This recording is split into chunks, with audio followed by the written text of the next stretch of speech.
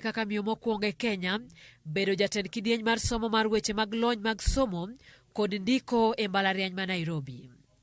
Ne otiyo kod lony mare mar ndiko e kedone ratiro mar oganda. Gino mane omiyo make ma bang'e oringo kowuok e Kenya e higa mar 1982 bang' liet mane obedo tok kweth moro ne otemo loko loch mar piny. Bang' wuok e Kenya, en kanyakla kod nyige ariyo ne ojot e piny Zimbabwe, kama ne odhi e nyime gi ndiko ka opuonjo e mbalariany ma Harare. E sama koro ne othoe, gire Mugo ne en japuonj e mbalariany ma Syracuse University e piny Amerika, kama ne opuonje weche mag dongruok mar Afrika. Ne en jatend riwruok mar jiwo dongruok mar Afrika, mano Pan African Community, bade mama sawa mar boma ma New York. E bwo chenrono gisebedo ka gisiro jela moko ariyo e yor chiwruok. Bende osebedo kaka achiel kuom jogo opore e riwruok makedo ne ratiro mar oganda, mano Amnesty International. Gire Mugo ne en jandiko mang'ula ma osendiko kendo chungo buge 15 duto. Moko kuom buge ma osendiko oriwo mano motisi ni The Trial of Dedan Kimathi, mane gindiko kanyakla kod jandiko Ngugi wa Thiong'o e higa mar 1976. Machielo en The Long Illness of Ex-Chief Kitty, My Mother's Poem and Other Songs e kind mamoko. Oseloyo mich mathoth kokale tijene.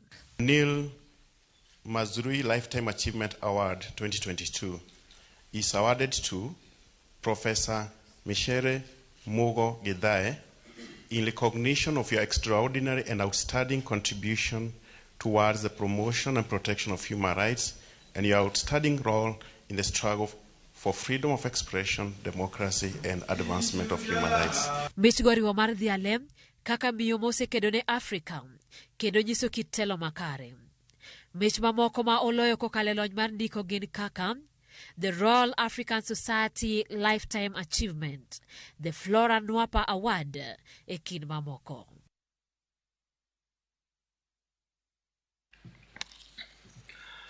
I am sure that neither death nor life, nor angels nor principalities, nor things present, nor things to come, nor powers, nor height, nor depth, nor anything else in all creation will be able to separate us from the love of God in Christ Jesus our Lord.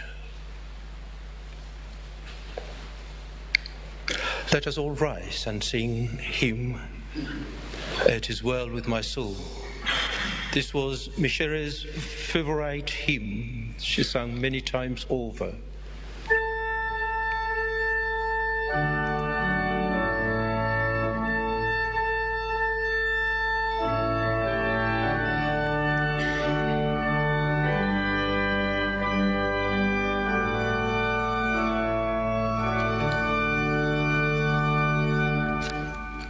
When peace like a river attendeth my way, when sorrows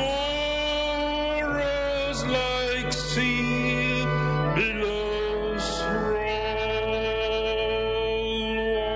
whatever my lot, thou hast taught me to know. It is well with my soul. It is well with my soul. It is well, it is well with my soul. Though Satan should buffet, though trials should come, let this blessed assurance control that Christ has regarded my helpless blessed state, and has shed his own blood for my soul. It is well, oh, with my soul. Oh, it is well, it is well with my soul. My sin, oh, the bliss of this glorious thought. Oh, my sin, not in part, but the whole is nailed to this cross, and I bear it no more. Praise the Lord, praise the Lord, oh, my soul. 'Tis well, oh, with my soul. My soul, oh, it is well, it is well with my soul. And Lord, haste the day when thy face shall be sight. The clouds will roll back as the scroll, the trump shall resound, and the Lord shall descend. Even so, it is well with my soul. It is well with my soul. It is well.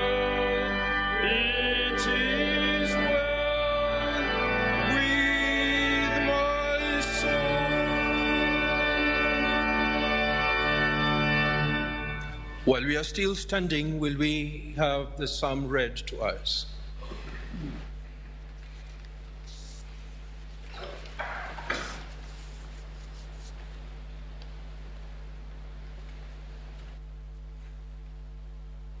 Psalm 139.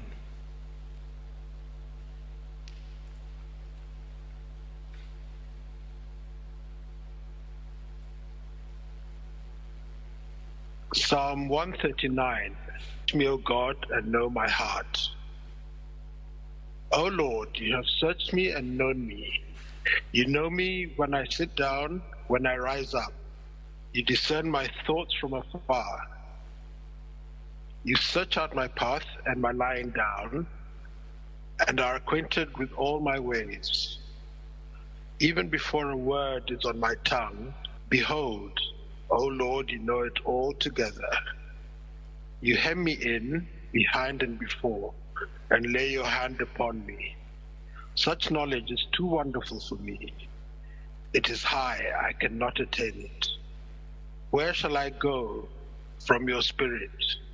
Or where shall I flee from your presence? If I ascend to heaven, you are there. If I make my bed in Sheol, you are there. If I take the wings of the morning and dwell in the uttermost parts of the sea, even there your hand shall lead me, and your right hand shall hold me. If I say, surely the darkness shall cover me, and the light about me be night, even the darkness is not dark to you. The night is bright as the day, for darkness is as light with you. For you formed my inward parts. You knitted me together in my mother's womb. I praise you, for I am fearfully and wonderfully made. Wonderful are your works. My soul knows it very well. My frame was not hidden from you when I was being made in secret, intricately woven in the depths of the earth. Your eyes saw my unformed substance. In your book were written, every one of them, the days that were formed for me, when as yet there was none of them. How precious are your thoughts, O God! How vast is the sum of them! If I could count them, they are more than the sand. I awake and I am still with you. Oh, that you would slay the wicked, O God! O men of blood, depart from me. They speak against you with malicious intent. Your enemies take your name in vain. Do I not hate those who hate you, O Lord? And do I not loathe those who rise up against you? I hate them with a complete hatred. I count them my enemies. Search me, O God, and know my heart. Try me and know my thoughts, and see if there be any grievous way in me, and lead me in the way everlasting. Amen. Let's together share. Glory to the Father, and the Son, and to the Holy Spirit, as it was in the beginning, is now, and forever. Amen. The Lord be with you. And also with you. Let us pray. God of all consolation, in your unending love and mercy, you turn darkness of death into dawn of new life. Show compassion to your people in their sorrow. Be our refuge and our strength to lift us from darkness of grief to the peace and the light of your presence. Your Son, our Lord Jesus Christ, by dying for us, conquered death, and by rising again, restored life. May we then go forward, eagerly to meet him, and after our life on earth be reunited with our brothers and sisters, where every tear will be wiped away. We ask this through Jesus Christ, our Lord. Amen. I invite you to sit and ask my brother Livingston to come and lead us in the tribute.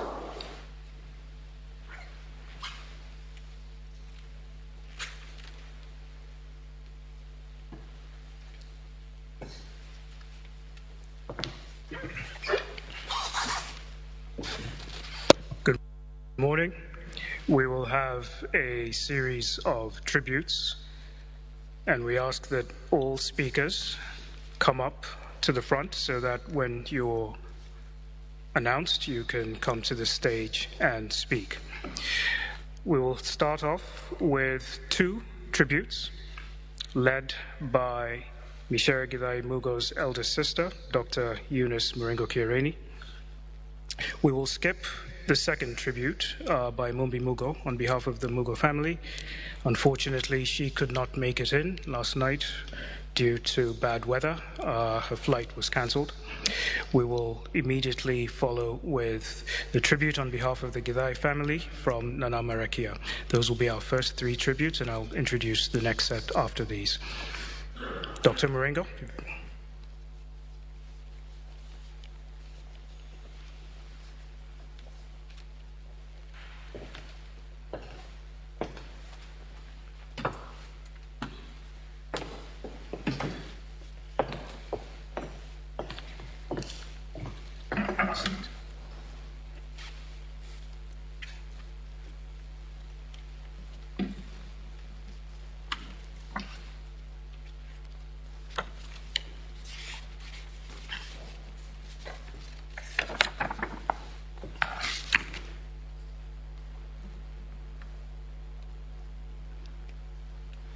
Good morning, everybody.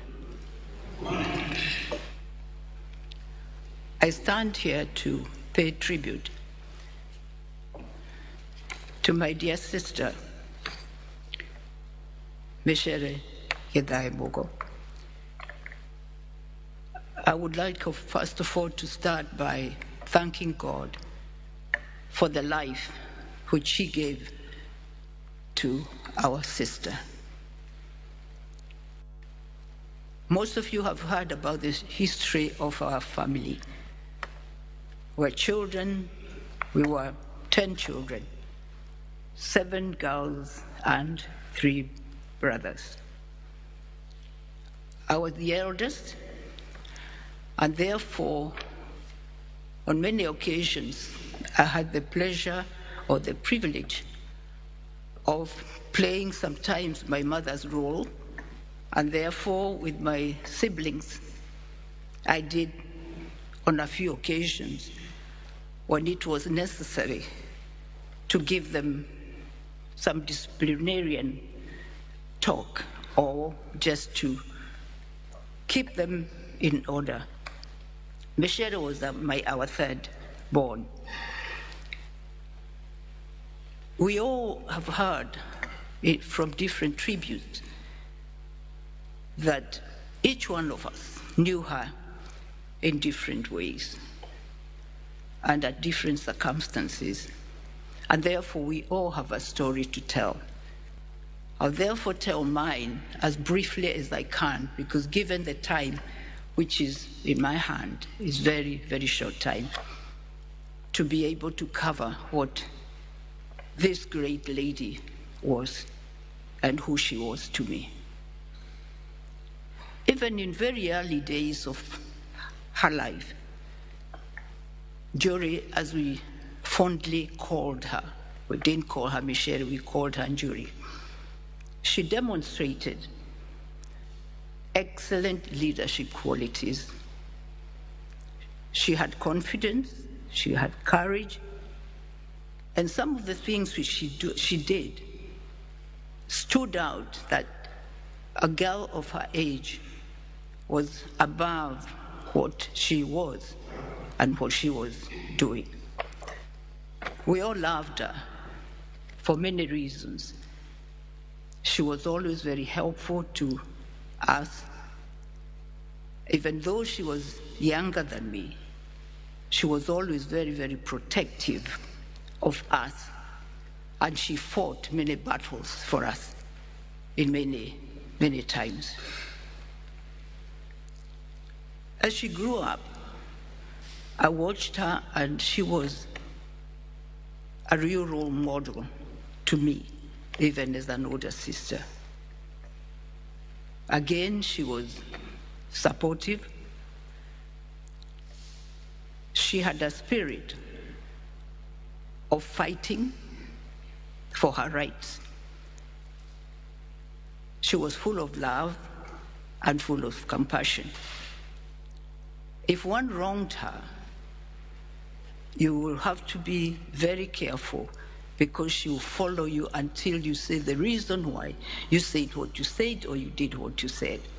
However, once she understood your argument, she was very willing to accept even if she was wrong. My sister was brutally honest. She spoke her mind. She said exactly what she thought was wrong, and she stood her ground. And for this, we all respected her. When she was eventually diagnosed with multiple myeloma, it was such a devastating news for all of us in the family, and that we did not know how to handle this. But Jory's attitude, her positive outlook in life was amazing. She encouraged us by saying this is not the end. And she kept on saying to each one of us that she was not afraid of this disease, because after all, how could she wish another person to have the disease, not her? And that one day she hoped there was going to be a cure.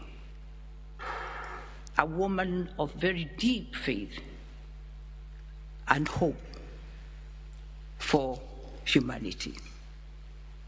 she never at any time showed any sign of desperation or of feeling sorry for herself.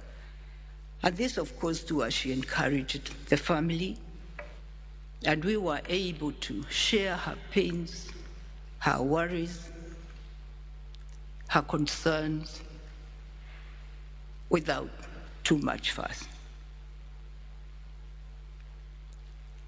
Last Christmas, in 2022, Njuri and her daughter Mumbi managed to come home to visit us. And in her writing earlier, she almost indicated, I feel this time I must come home because it might be my last time to come home. And of course, we did not want to take that. We took it on a light touch, but she was saying that this is my last time to come home, and we don't know why she did this.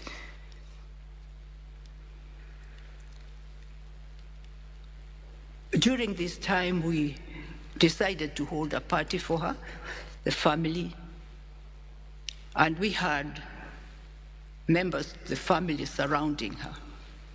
She was overjoyed. I should have said a little earlier that she loved her family with all her heart. And whenever she came home, she would ask, how is so-and-so, how is cousin so-and-so? I wish I have time to go and visit them. And so when we gathered these people together, it was such a joy for her. And that day, I remember, she refused to go to bed, even when she was tired. And she stayed with all of them until the end of the party, which was going on until 7 o'clock. And that was the last time she had time to say goodbye to us. And she said it again, maybe I'll not see you again, but we might see you. Little did we know that that truly was her last time to come home. That's why we thank God. I thank God in particular for her life. On behalf of the entire family, and on my behalf, I would like to publicly, for her extraordinary effort she put and she showed love in caring for her mother. We know Mombi sacrificed so much, so much of her life, of her time, to look after my sister. And for this, Mombi, we are grateful.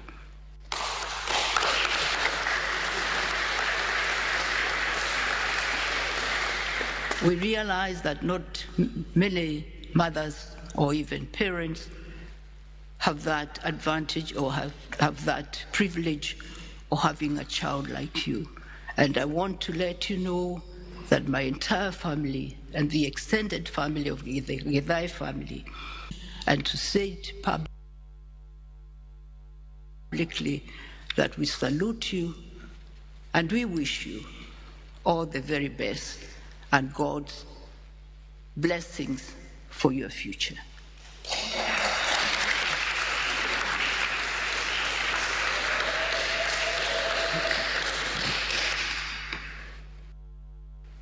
When in the latter days, the last month, Mombi, she kept us updated about her mother's condition. I came the last week, almost the last week of my sister's life. And by God's grace, the day when I reached the hospital, my prayer was that I would find her so that she's able to know that Mombi is not there on her own, that the family members have come to give her support. And indeed, by God's grace, when I arrived and called her and said that I'm bringing greetings for you from home, she opened her eyes. We prayed together. I sang a hymn, a song we used to sing when we were small.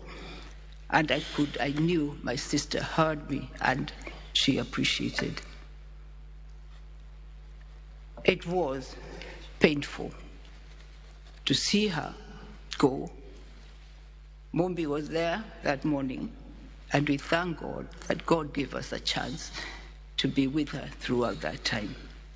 I would like to end my tribute by reading some few words of Benedictus John O'Donoghue. This says, though we need to weep your loss, you dwell in that safe place in our hearts, where no storm or night or pain can reach you. Your love was like the dawn, brightening over our lives, awakening beneath the dark, a further adventure of color. May you, Njuri Wito, continue to inspire us to enter each day with a generous heart, to serve the call of courage and love, until we see your beautiful face again in that land where there is no more separation, where all tears will be wiped from our mind, and where we will never lose you again. Fare thee well, my dear sister. Till we meet again, may you rest in God's eternal peace. Amen.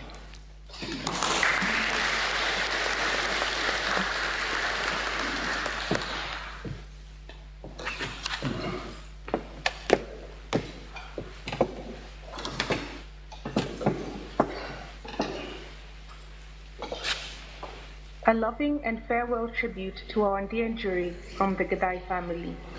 Professor Micere Gidai Mugo, or Njuri, as she was fondly known to us, was born in Kareria, Kirinyaga, to a large family. Her immediate family comprised 7 sisters and 3 brothers. She was the third born of Senior Chief Richard Karuga Gidai and Mwalimu Grace Njeri Gidai, and granddaughter to Paramount Chief Gete wa Gidai and one of his many wives, Moringo wa Gidai, and on her maternal side, first missionaries in that area, Reverend David Gidanda and Eunice Zisa Gidanda. As the extended family was a very large one, she had several cousins, uncles, aunts, nieces, nephews, grandchildren, and even great-grandchildren.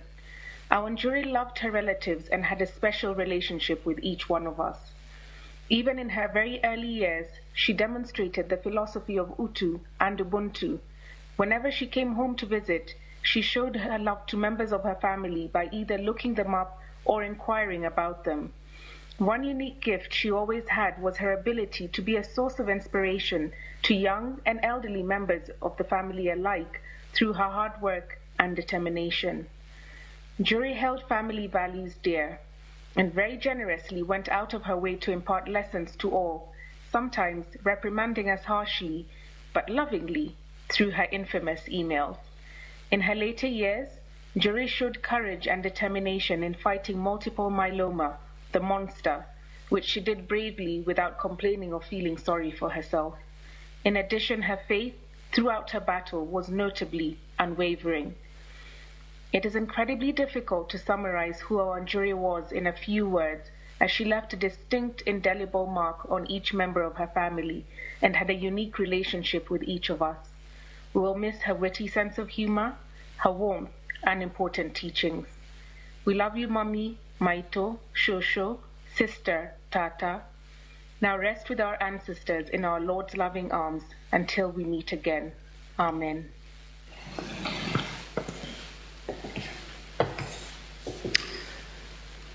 We will now have 2 sets of tributes from organizations. I would like to ask the speakers of the first set, Monica Gashoka Jin from the United Women of Africa, Professor James Dua Ajeman from the Ghana Society of Central New York, and Saul Salau from the Pan-African Community of New York. Could you please come up and speak in that order?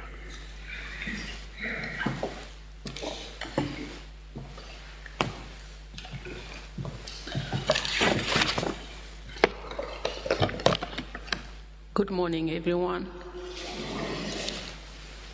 A tribute to Sister Micere Mugo from the United Women of Africa Organization, WOW in short. United Women of Africa Organization was born in the year 2003 when Sister Micere Mugo gathered a group of African women mainly living in the Syracuse area to share her vision. Several women were in the local African community had shared with her the challenges of isolation in a new environment away from home. In a great deal of reflection, she decided to call the women she knew to propose the formation of this collective support group to bring together women of African origin. The group decided to name itself WOW, United Women of Africa Organization, in effort to emphasize unity and a sense of Pan-Africanist identity. WOW has had representatives from Botswana, Congo, Ghana, Kenya, Malawi, Nigeria, Rwanda, South Africa, Tanzania, Uganda, United States, and Zimbabwe. Sister Micere, we salute you, our heroine, auntie, grandmother, and mom, for the creation of this organization 20 years ago. We thank you for creating a space for Afrikaner sisters, and in so doing, always recognizing everyone's strength and helping us to continue to build upon them. Thank you for the creation of a nurturing and united, caring community of sisters that is mindful in the welfare of families, the enhancement of solidarity among members in times of need. Most sisters in times of need and enrichment of large unity in which we live. Your mentorship and guidance has seen most sisters members excel to greater heights, not only in their work and endeavor as entrepreneurship, but also in roles in the community at large. We are because you are. Sister Micere, you are not only a gift to us, but to the world. You, Sister Micere, always displayed boldness and humility, interlinked as one. You are unique. Thank you for ensuring that each of us recognize the fact that their self-contribution to the community was of paramount importance. We are left with the vivid memory of our last general meeting, a get-together, and a celebration of WOW 20th anniversary on June 11th this year. It was the first time you were unable to participate, but you still made the effort to listen in from your bed. It was not the same. But we are glad that you were able to hear us as we celebrated your vision as our founding member. We are comforted in knowing you are at peace, and if you are, then we too must be. Rest in peace, good and faithful daughter of the soil. We love you. Tunakupenda sana.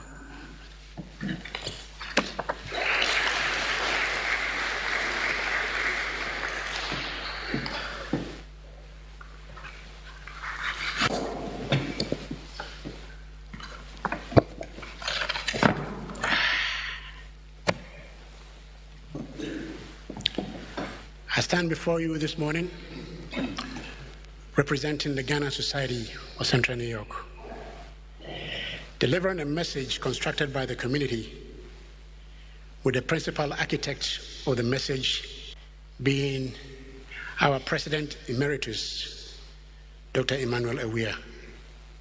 Thank you, Doctor, for your work. It is an honor to present this memorial tribute on behalf of the Ghana Society of Central New York to celebrate our sister, Micere, a life well lived. Our big sister, Micere, was a bona fide member of the Ghana Society of Central New York. We believe she joined the Ghana Society together with her family, sisters Mumbi and Njeri, based on her principled philosophy that national, ethnic, and cultural boundaries should not separate people from one another.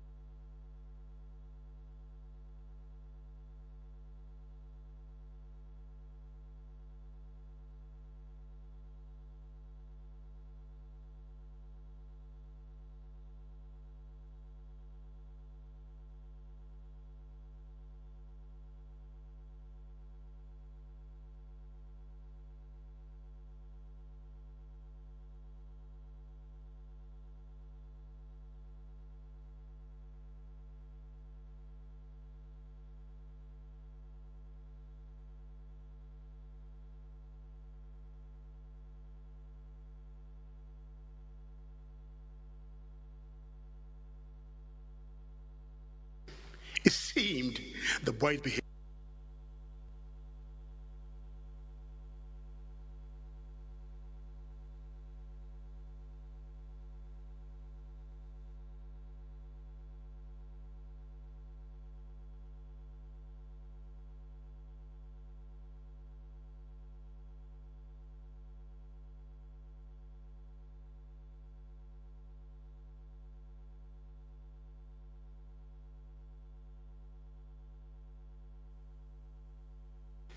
Her love for each one of us was sincere, authentic, genuine, and deep. And you could feel it in her soft-spoken voice, and also in her warm and caring motherly, sisterly hugs. Sister Micere participated in Ghana Society events and activities. She was our favorite speaker during the annual Ghana Independence Anniversary celebrations. She was extremely generous in sharing her talents, her time, and treasures with us. We remember how Sister Micere worked tirelessly to secure a well-known Pan-African speaker to grace Ghana's 60th Independence Anniversary celebration in Syracuse, New York. A debt of gratitude for saving that occasion. Sister Micere was our Queen Yas Antoa, a fearless woman warrior who did not retreat from anything. She taught us to stand up for what we believed in and not let anyone treat us as second-class citizens. We'll always remember her for instilling in us pride in our African heritage. Sister Micere was resilient, and even in the face of adversity, she taught us how to confront our fears with courage, dignity, and grace. She still speaks, as we say in Ghana, the tongue does not rot and will never die. Although death has separated us from our sister Micere, it cannot destroy our relationship. She has left us an enduring legacy to be strong, but not rude. Be kind, not weak. Be bold, but not bold. Be humble, but not timid. Be proud, but not arrogant. Sister Micere Mugo, thank you for sharing your life with us. You enriched our lives. We already miss you. May your soul rest in perfect peace in our Father till we meet again together with our sister Injeri and brother Kwame Atioku. Yema Demrifa die Junior Manihunu.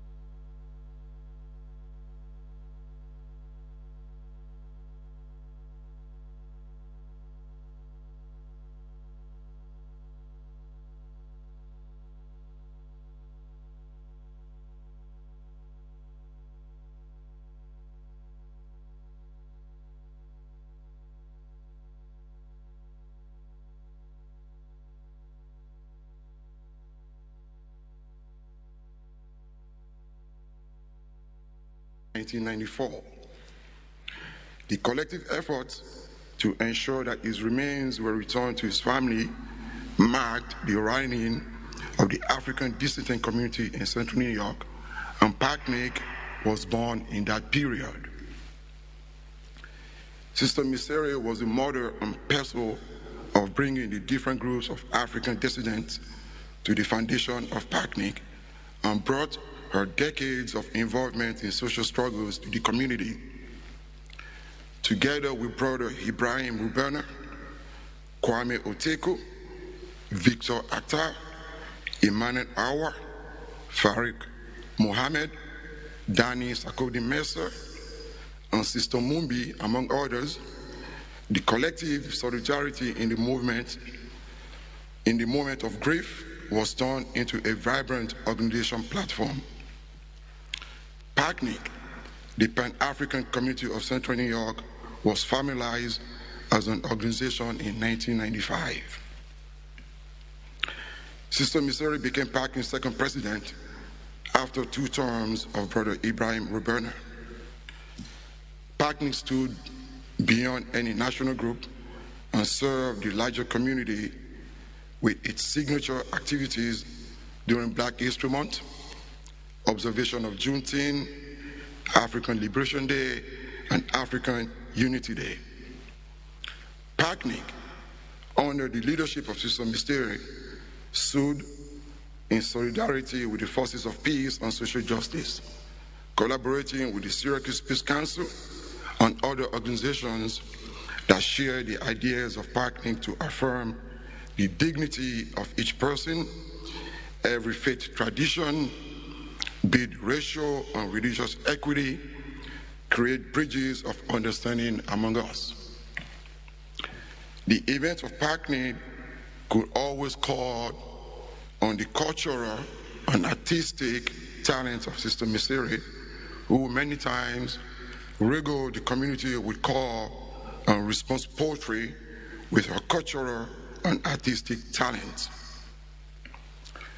Sister Micere devoted time, energy, and resources to holding Pacnic to its objectives. Her health struggles over the past 16 years did not deter her from her commitment to Pacnic. Even while struggling during the battles with multiple myeloma, she worked to expand Pacnic membership to embrace the global African community. In the midst of COVID-19 pandemic, Pacnic remained vibrant and with Sister Micere's effort, increase PAC's membership to include members from across global Africa. Sister Micere chaired her last PAC meeting on June 10, a few days before she was again hospitalized. In the period with her health struggles, she treated care as a collective effort, regularly informing members of PAC of her struggles. Professor Micere Mugo, a distinguished scholar, intellectual, poet, playwright, and merited professor of teaching excellence at Syracuse University, has left an incredible legacy of a community worker who stood up for human dignity. She will forever remain in our minds and thoughts. Rest in peace.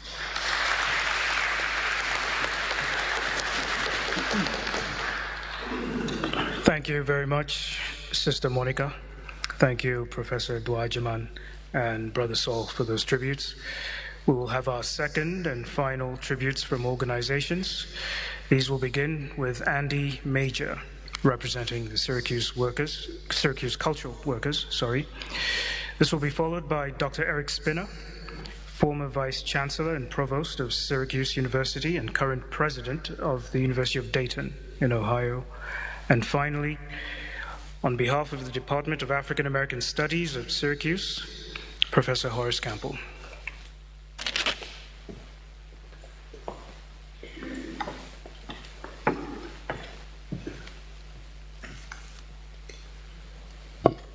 Greetings. Thank you to Mumbi and the other organizers for inviting me to share as part of this tribute to a truly remarkable woman who could never be called an imposter. My first connection with Micere Mugo was, like many other people, hearing her speak. As part of my longtime peace movement work, I attended the Small World, Big Divide Symposium here at SU in the fall of 2006. Much of the program, held in a very large lecture hall, featured relatively pompous men discussing their academic and diplomatic work, primarily within the dominant U.S. paradigm. Micere was invited into the conversation with a general question about the, quote, African perspective. She began by saying, quote, I really want to go a little further because I was asked to comment on the effects of colonialism. But I'm going to give myself the license to go even beyond the advent of colonialism, because in this summit, if we don't address the questions of systems of domination and the positions they occupy in terms of power that's disadvantaging others, unless we address those historical injustices that we'd rather just forget, and amnesia is very popular because they are too painful to remember. And remembering them means doing something about them right here today. We will not have addressed the question of a small world and big divides, unquote. With a calm demeanor and a warm smile, Micere called out capitalism, corporate domination, and the imperial role of the United States and other Western powers whose brutal colonization created and sustains impoverishment, war, and exploitation in Africa. She delivered this on a stage including high-profile U.S. officials Dennis Ross and Richard Holbrooke. I was deeply moved by her elegant and eloquent challenges in this academic and often aloof discussion. Her bold choice to push through the prescribed boundaries was deeply heartening to me. I knew that this was a woman I should get to know and seek to work with. Over the following years, I had various opportunities to collaborate with Micere through the Syracuse Peace Council. Although we didn't work together closely, there was a strong and immediate feeling of connection and solidarity and struggle, amplified by our shared identification as global citizens. Over the years, I've had the privilege to listen to and learn from Micere at many African Liberation Day programs and other events sponsored by PACNI. More recently, I invited Micere to join in discussions about the current domestic and global political situation to inform the annual peace calendar published by Syracuse Cultural Workers.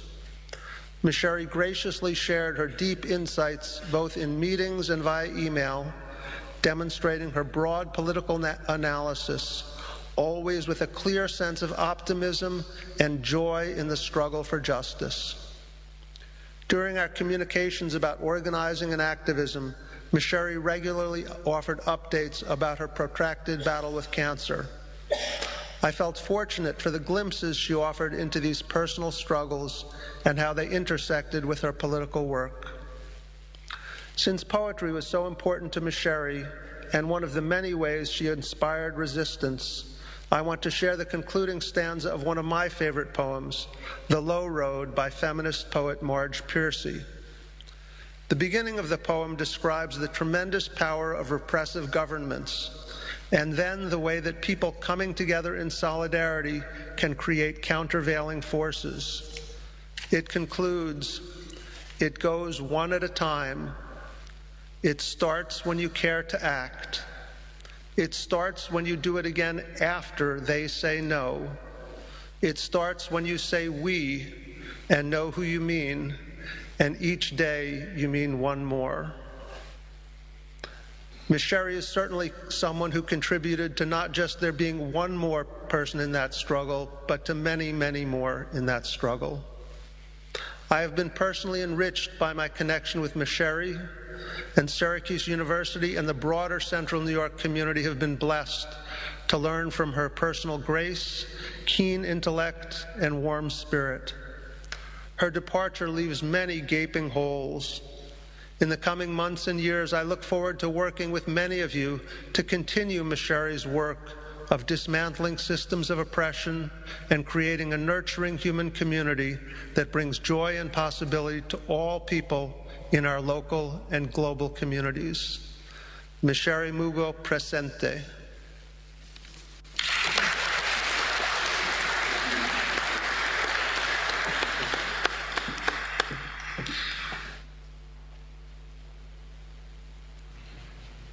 Hello, I'm Eric Spina, longtime faculty member and administrator at Syracuse University and now president at the University of Dayton. I'm honored to share a few words about my friend, Dr. Micere Gitai Mugo. I came to know Micere well when I was appointed Vice Chancellor and Provost at Syracuse University by Nancy Cantor. I was a green, wet behind the ears engineer, suddenly thrust into a university-wide role and having to consider many things beyond my known domain of engineering. Professor Mugo is an early friend and a mentor for me regarding the humanities, African American studies, the African diaspora, how the University Senate functioned, and most importantly, social justice. Some of the social and racial justice work that we're doing on campus in the community here at the U of Dayton is inspired by Micere, and in fact is made possible because I worked hard to be a good student of hers. I truly have never met anyone like Micere Mugo. The courage, the strength, and the bravery that she exhibited throughout her life is simply extraordinary.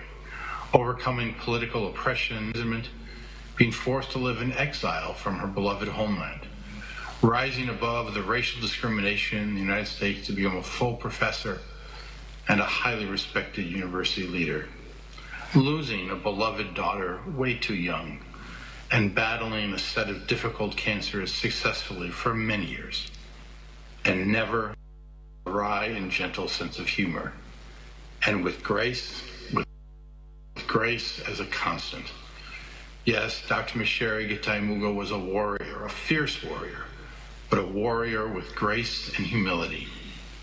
I will miss my friend, Micere, as I know so many others will, but I also know that because of the way that she touched each one of us, we will continue to do the work that has been so important to her.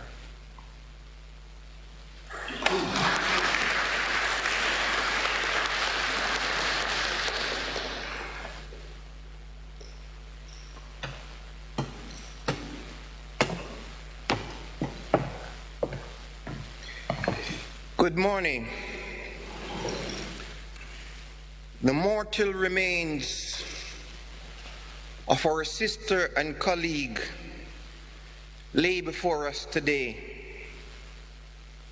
As we celebrate her contribution to this community, this university, the Pan-African world, and the global community, I speak today as a colleague who worked with our sister, Professor Micere Mugo, in the Department of African American Studies in the College of Arts and Sciences in Syracuse University. Micere Githai Mugo operated and worked as a cultural leader and renowned poet, playwright, literary critic, and scholar who has been pursuing new sites of knowledge all of her life. She was recruited into the Department of African American Studies in 1992 to develop and introduce orature to the department and to the university. As a department, we were familiar with her path-breaking scholarship in this site of knowledge, which was being brought to Syracuse University. As a teacher and scholar of African orature, Micere Mugo was virtually without peer. The challenges of liberation and transformation were central to her work. She led a summer seminar in Southern Africa on the legacies of the liberation struggles in Southern Africa. She worked with others in the department to navigate the Masters of Arts in Pan-African Studies, and she did this patiently through the labyrinth of the accreditation processes of the university and the New York State Department of Education. As a teacher, she engaged her students. She was recognized for her work in the classroom with the Meredith Professor of Teaching Excellence Award. During the 22 years she was at Syracuse University, she served in various positions in the Department of African American Studies, and she brought her experience and administration as an administrator and teacher who could navigate the university. She served in all major positions in the department, shaping the undergraduate curriculum, teaching graduate and undergraduate students, and advising students across the university beyond the African American Studies. She was elected the chair of the department in 2005 and served her term with stability and leadership skills, ensuring the proper coordination between the units of the department, the Martin Luther King Jr. Library, and the Community Folk Art Gallery. As an artist and poet, she vigorously supported the Paul Robeson Performing Arts Company, which was housed in CFAC.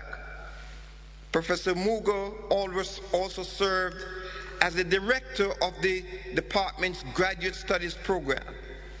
In addition, she served for 4 years as the director of the Africa Initiative. This is the known center for seminars, conferences, and symposia on global Africa. She worked collaboratively with the Africa Initiative team across the campus to bring notable scholars to this space.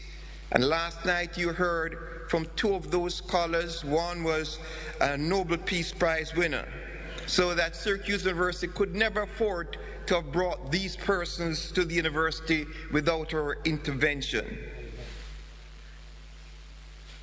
She brought Wole Soyinka, environmental Wangari Maathai.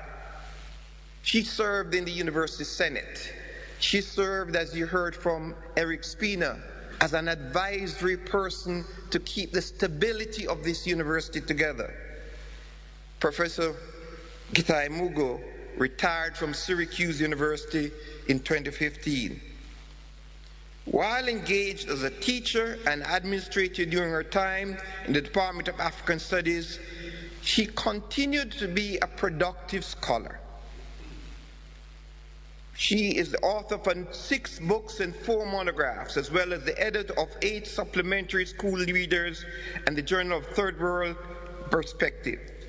She's perhaps best known for her writing and speaking from the heart of my mind. Every student and colleague will have their cherished memory of Micere. I want to salute her defense of African women when she took on the debate within the distortions relating to female genital cutting. Professor Mugo has received many honors and awards throughout her career and was a sterling citizen of this university and community. As an intellectual leader and principal scholar, Micere Mugo's physical presence will be missed.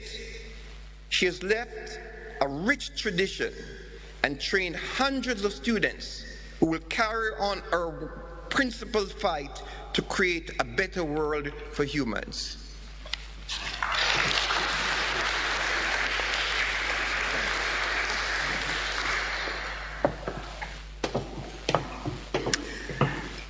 Thank you very much, Brother Andy Major. Thank you, Dr. Spinner, and thank you, Brother Horace, for those wonderful words. Micere Githai Mugo was not only a resident of Syracuse, but she was an active and very, very vocal member of the Syracuse community and a proud citizen of the city of Syracuse.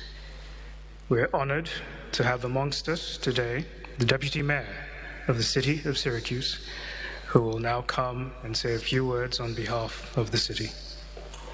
Mayor Sharon Orens.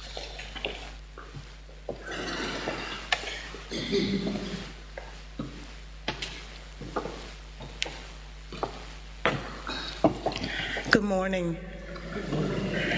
It is my absolute honor to be here today. And when I received the call, I said, just tell me when. Professor Mugo stood as an example, as a mother, as many mothers of her generation, for women of my generation.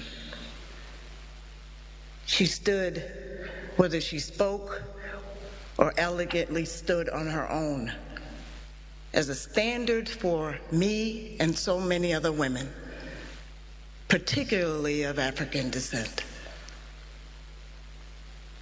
to live and to work with dignity, pride, and with a spirit of excellence for everything that we do. And so with that, it is my absolute honor to present on behalf of the Office of the Mayor of the City of Syracuse this proclamation. Whereas Professor Micere Githai Mugo was a distinguished scholar, intellectual, poet, and playwright, and an honorable merited professor of teaching excellence at Syracuse University, and whereas Professor Mugo dedicated her life to serving our city with unwavering commitment, tireless working towards peace, social justice, and human rights for all. And whereas Professor Mugo's scholarly work, activism, and transformational leadership made a global impact, and she distinguished herself as a freedom fighter, Pan-Africanist, global women's rights and human rights crusader and champion. And whereas Professor Mugo's legacy of compassion, leadership, and advocacy lives on, inspiring us all to strive for excellence and intentional community engagement. And whereas Professor Mugo is celebrated for her contributions as a founder and president of the Pan-African Community of Central New York, a member of the Ghana Society of Central New York, and founding member of the United Women of African Organization, and whereas today we recognize Professor Mugo's contributions to the Syracuse community and honor her memory as a teacher, cultural presenter, and leader. Now, therefore, I, Sharon Owens, the Deputy Mayor of this city, on behalf of Ben Walsh, Mayor of the City of Syracuse, thereby and hereby proclaim this day Professor Micere Gitai Mugo Day in the City of Syracuse.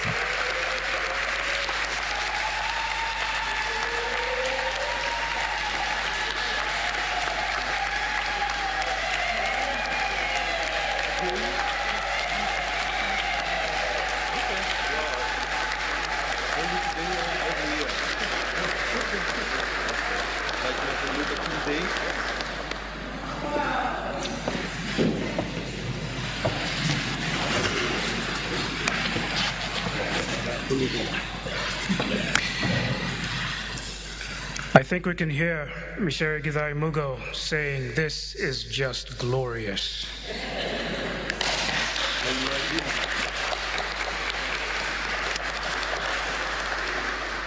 To call the city you love home and to be proud of it is one thing, but to have that city recognize you in such a way is an entirely different thing. We cannot thank you and the mayor for that proclamation. Thank you very much.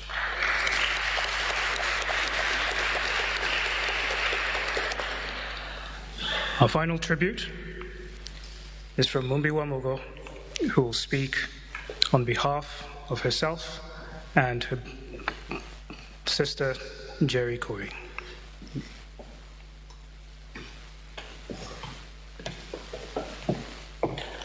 Good morning, everyone. What an honor. Thank you. Thank you. Thank you. My mother, sister, and I recently returned from Ghana after attending the beautiful send-off for my aunt and second mother, Ama Ata Edu. From the moment my feet touched the Ghanaian soil, I truly felt at home. The love that my aunties and uncles poured upon myself and Kina, Auntie Ama's daughter, wrapping us both in their bosoms and allowing us to grieve our mothers was invaluable. For me, it was in Ghana that I allowed myself to begin mourning the death of my mother. I will forever be grateful for this time, and to all my auntie mothers, uncle fathers, I say, Medasi. Before several of you become scared,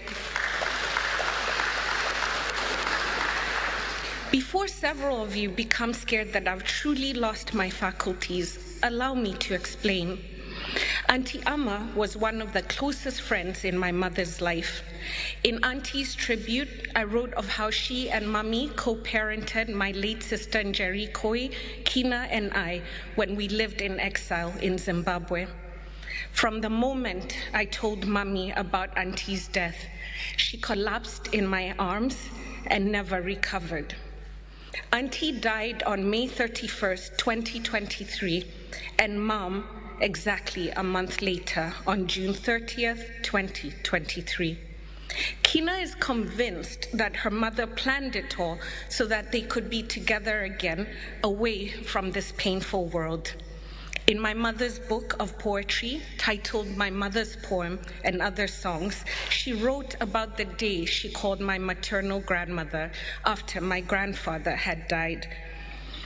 Our first year in exile, she wrote, "The day after my father was buried, the distance between home and exile suddenly doubled. For Kina and I, the gift our mothers have left us was to lessen the distance between Ghana and Syracuse. We will forever be bonded by this moment."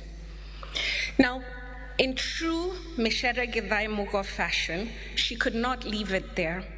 Last night, as I was talking to my cousin brother, Tongai Choto from Zimbabwe, he reminded me that his mother, Amai Choto, another very close friend of Mami's, died too on June 30th. I was stunned. Even in death, she continues to teach me lessons of Utu, a shared humanity, and the links that bond us together as fellow human beings. Now, I do not want to romanticize life in exile because it was not easy, and especially for a single mother with 2 young children.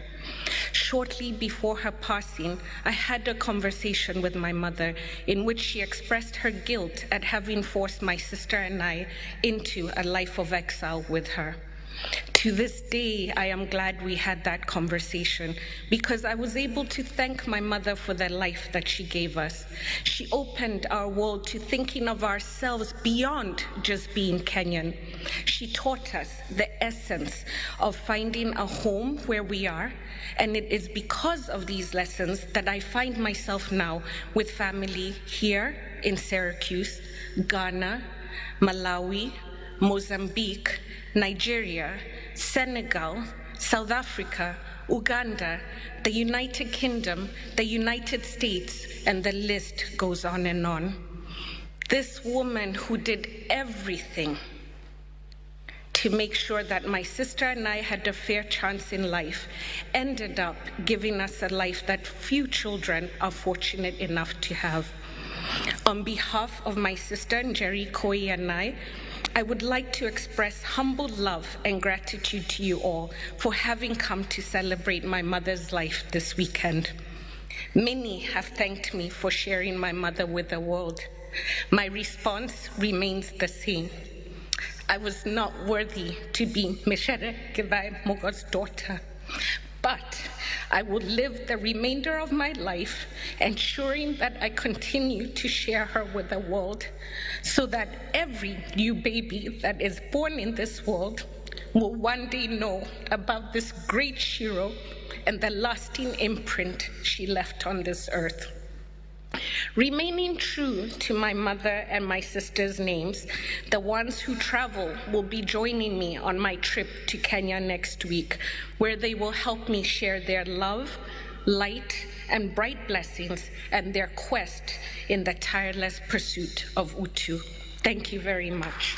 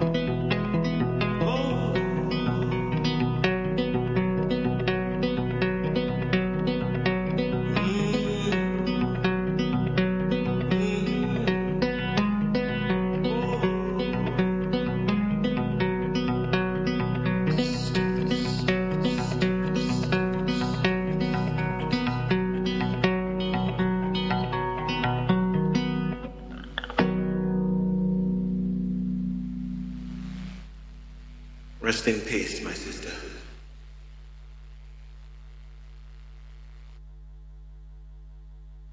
Can I ask Durango to come over?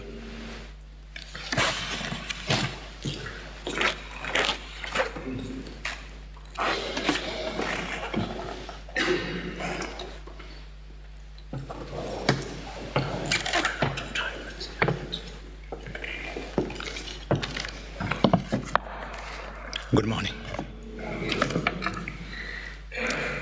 Micere Githai Mugo, a dual citizen of Kenya and the United States of America, passed on June 30th, 2023 at 11:30 a.m. at the age of 80, after a 16-year intense and heroic battle with multiple myeloma. Born in Kariria, Kirinyaga on December 12, 1942, she was the third born of Senior Chief Richard Karuga Githai and Mwalimu Grace Jerry Githai, sister to Eunice Muringo Kireine, the late Judy Modoni Gilmore, the late Joyce Modoni Githai, Duncan Mutugi Githai, Winnie Wabwe Marekia, the late Rose Wajiru Washira, the late David a.k.a. Doughty Githanda, Patrick Jeru Githai, and Nancy Wagari a.k.a. Kanini Githai, father and mother to Mombi and the late Jerry Mugo, whom she both described as her comrades and best friends. When Micere turned 10 in 1952, the same year the state of emergency was declared in Kenya, she witnessed one of the most violent periods in her country's history and her story. The Kenya Land and Freedom Army, popularly known as Mau Mau, had intensified its resistance against colonial occupation and brutality, and Micere had just joined Ebu Girls' School, which was at the heart of this war. Micere attended Alliance Girls High School from 1957 to 1960. Though colonialism was coming to an end during this period, the British colonial establishment remained convinced that black Africans were not as intellectually capable as their white counterparts. To test this racist theory, Micere found herself thrust in the middle of what would become the educational desegregation project in Kenya, similar to the civil rights movement in the United States, and in particular, the Little Rock Nine. That same year, Micere was selected as the first and only African child to attend Limuru Girls High School, then an all-white girls' high school. Micere emerged as the top student at Limuru Girls High School, earning herself a scholarship to Oxford, but instead opted to attend Makerere University, which she joined in 1963. Micere left Kenya for Canada in 1969 to pursue higher education at the University of New Brunswick, where she was introduced to African American and Caribbean writings and the growing culture of letters in the black diaspora. She returned to Kenya in 1973 as the first man or woman to hold a PhD in literature in all of East African region. In the decade that followed, she would engage, train, and influence a generation of students and lecturers. Micere became the first chief examiner of English and literature for the East African Examination Council. In addition to overseeing the literature examination system in the entire East African region, she trained and supervised examiners and assisted ministries of education in Africanizing the curriculum. During this time, Micere traversed the country interviewing former Mau Mau women fighters, aware that the post-colony was erasing the contribution of women. She was one of the intellectuals who worked very closely with Field Marshal Modoni Wakerema and Mokami Wakemathi. 1978, Micere was elected as the first female dean of the Faculty of Arts and Social Sciences at the University of Nairobi. That same year, President Jomo Kenyatta died and was succeeded by his Vice President Daniel Arap Moi. In this period of uncertainty, it quickly became evident that the new government was troubled by Micere and several of her colleagues and students' radical politics. She became a target of constant harassment as the increasingly oppressive policies of the Moi regime disrupted teaching at the University of Nairobi. Due to previous detention and torture, Micere was smuggled out of the country with her two young daughters, Mombi, who was 7 years old, and the late Jerry Koi, who was 5. And they began their arduous life in exile. Life in exile began in Canton, New York, where Micere lectured at St. Lawrence University. Immersing herself in community activities, she taught creative writing courses in Kiswahili in maximum security prison. With Kenya always on her mind, she traveled throughout the United States, speaking and raising awareness to multiple audiences, including the United States Congress. At school, Mombi and Jerry, the only black students, became target for bullying and racist attack. Micere, feeling alienated geographically, historically, and spiritually, decided to return to Africa. She applied and was offered a position as chair and professor of English at the University of Zambia, but soon after was denied entry after a conversation between President Moi and his counterpart, President Kaunda of Zambia. After an intervention by the late Saleh Mugabe, the Ghanaian-born wife of President Robert Mugabe and Micere's close friend, she was hired as an associate professor in the English department and moved to Zimbabwe, where she would stay, work, and contribute between 1984 to 1992. In newly independent Zimbabwe, Micere embarked on the production of a progressive indigenous literature for Zimbabwean government schools, co-editing 8 supplementary readers. Micere's time in Zimbabwe was filled with intellectual and political work as she continued exploring silences surrounding the political environment in Kenya, South Africa, and other political struggles globally. During this time, her passport was confiscated by the Kenyan government, and thanks to President Mugabe, Micere became a Zimbabwean citizen until 2010, when she regained her Kenyan one.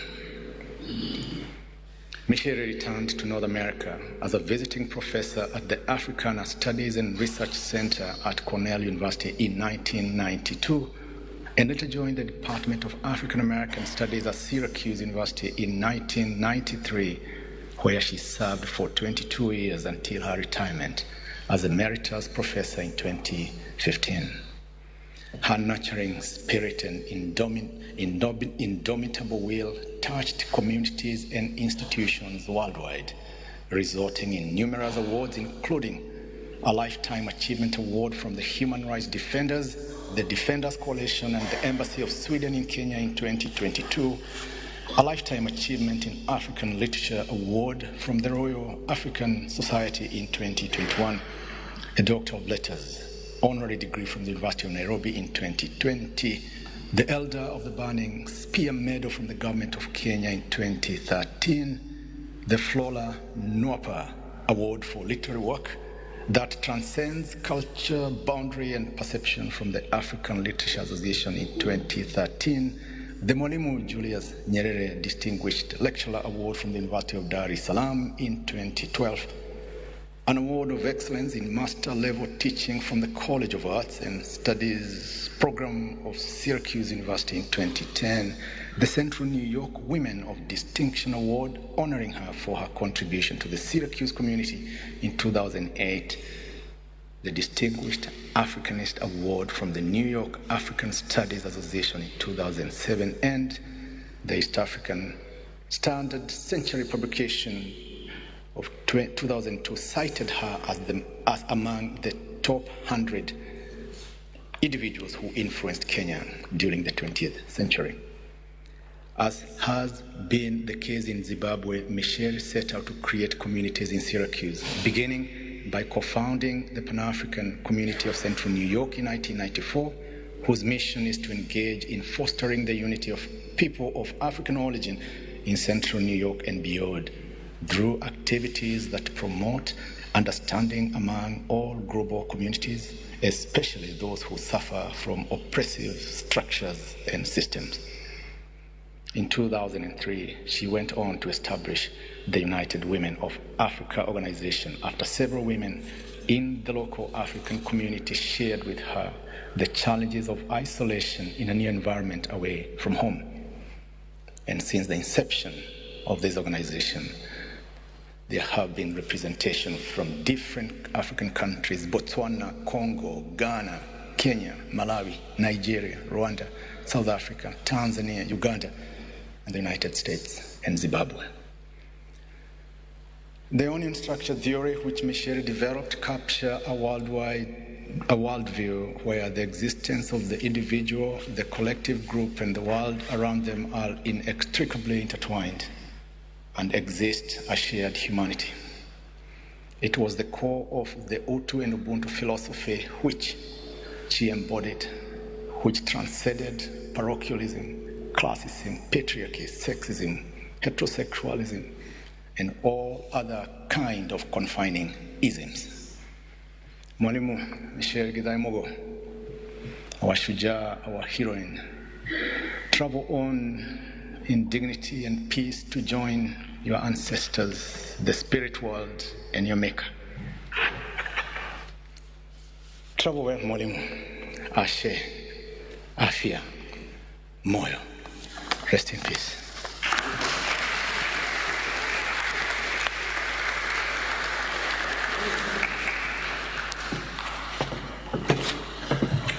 Thank you. We'll transition and now get the scriptures read to us.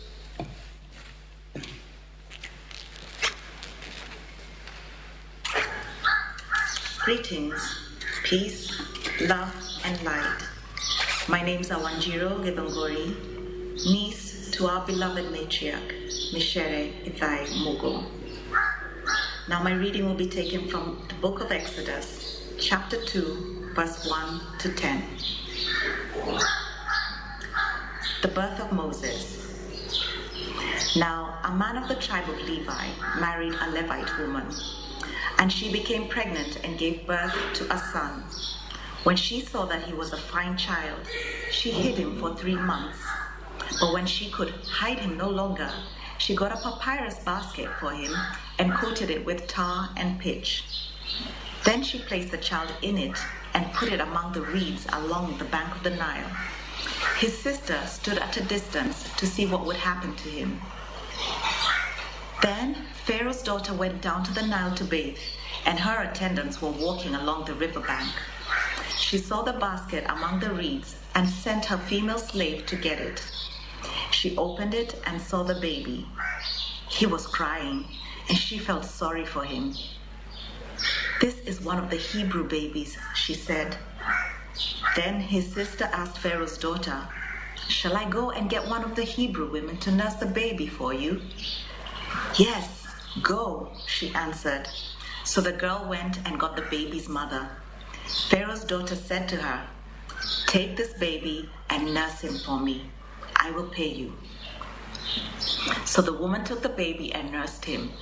When the child grew older, she took him to Pharaoh's daughter, and he became her son. She named him Moses, saying, "I drew him out of the water." And there ends my reading.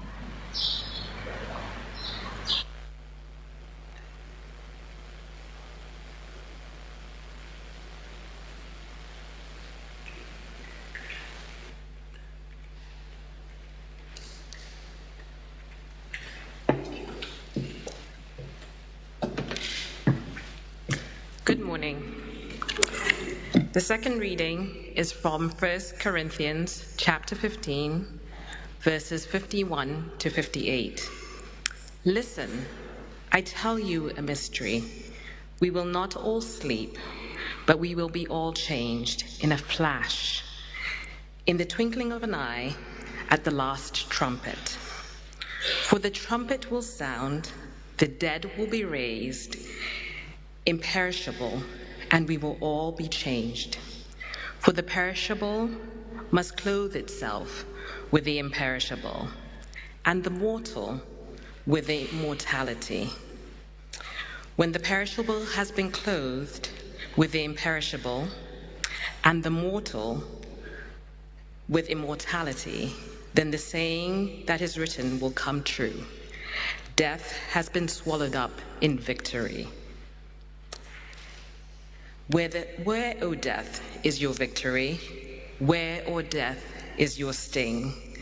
The sting of death and the power of sin in the law. But thanks be to God, he gives us victory.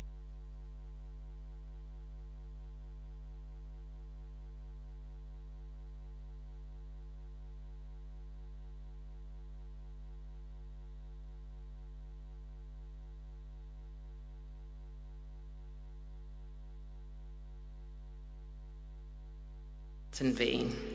This is the word of the Lord. Thanks be to God.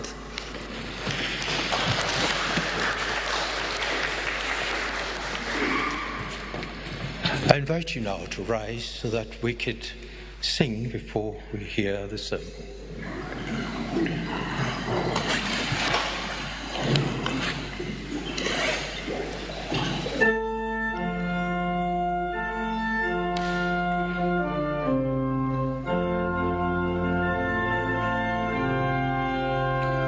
It's in your bulletin, the last song.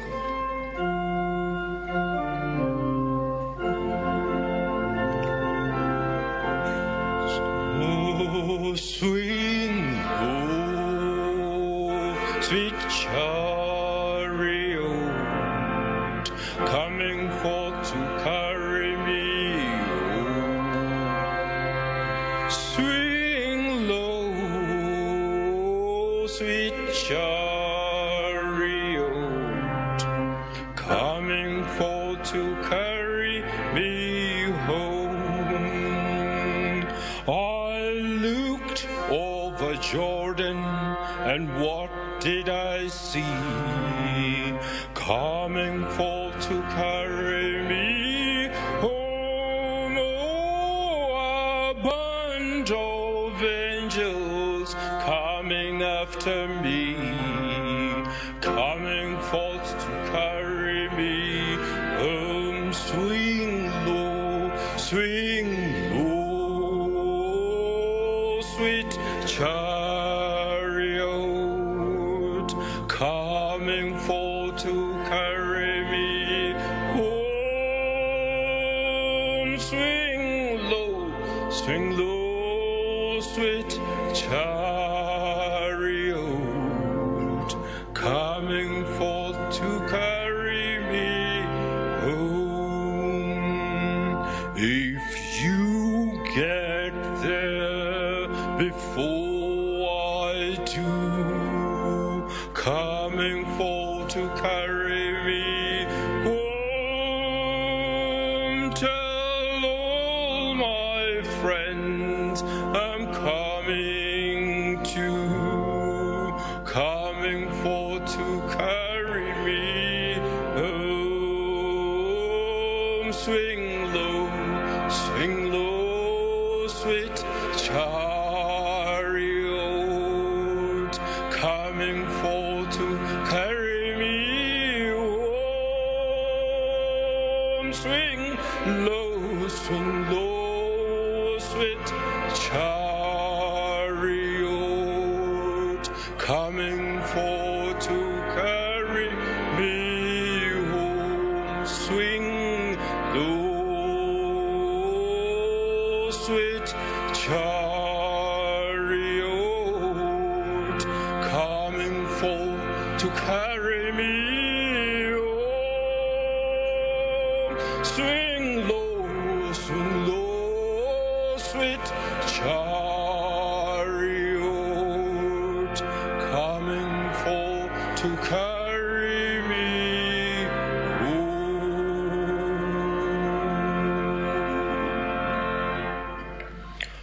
We bow before thee with reverent and submissive heart.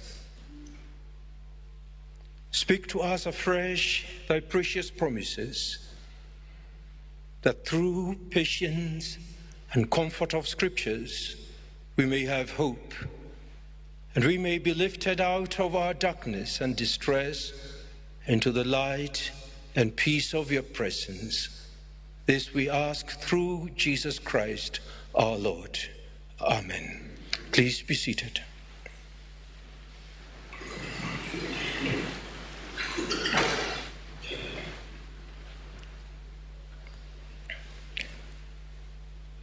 Micere Mugo's death speaks to us with forked tongues, words of sorrow and words of joyful pride. The death speaks pain to us, and the pain that it leaves us, particularly those left behind. For you, our dear Mumbi, for you, our sister, Dr. Muringo, and to many of you who interacted and lived with her, the nieces, the nephews, and many of us who were part of our lives. The pain is the neverness. It is that never again to be with her like she had been with us. Never again to sit with us at the table. Never to travel with us. Never to laugh with us. Never to cry with us. Never to joke, never to guide us. That neverness, never to meet us when we come from school. The never to see a brother, a nephew marrying, never to hold another child that we bring to her. And this pain will remain with us all our lives until only death, our own death, takes this pain away. That the pain this death speaks to us. Yet we must live this life of emptiness with authenticity and faithfulness like we had done when she was still with us. How would we do this? And what does it mean to live in her absence as authentic as she was when with us? I'm afraid it will take time to learn.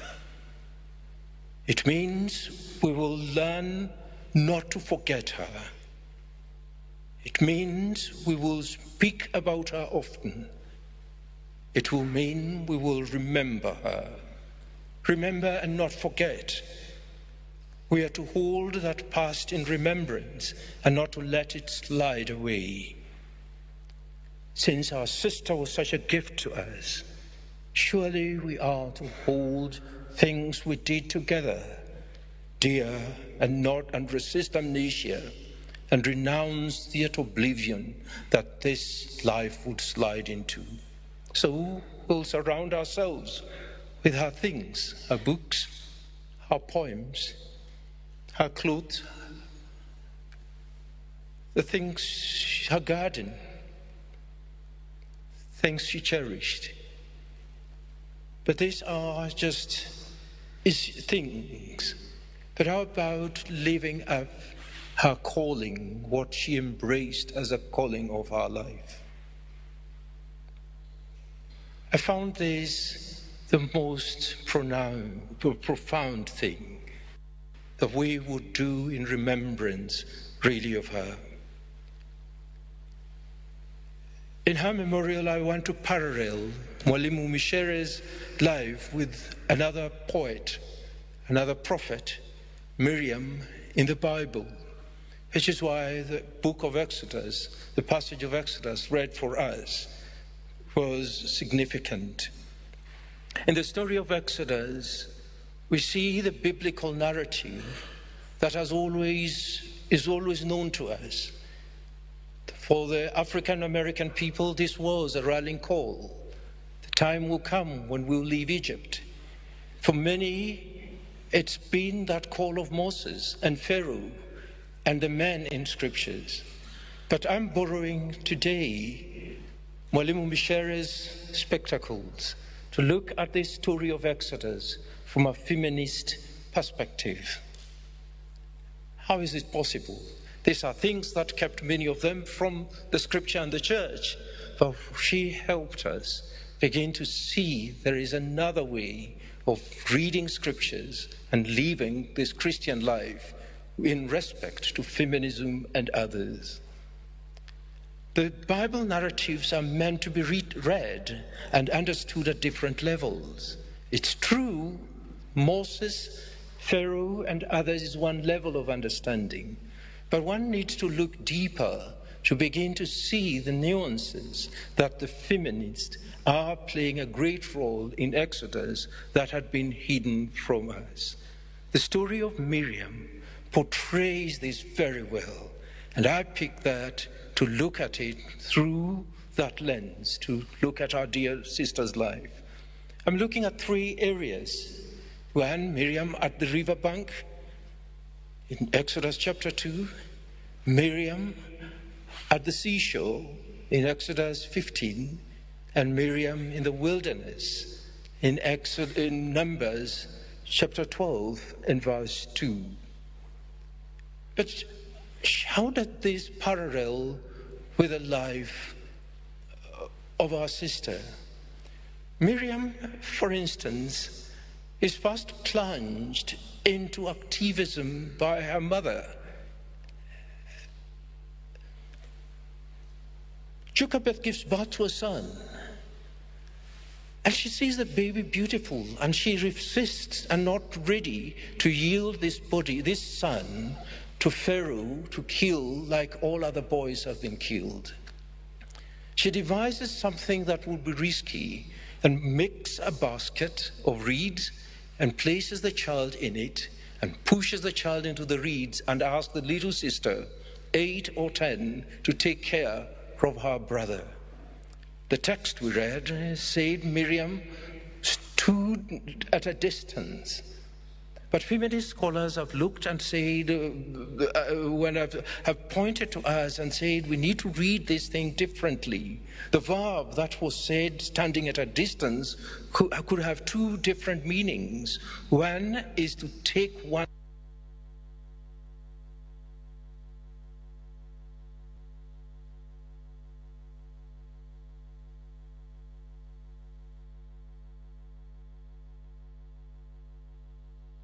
stand, or to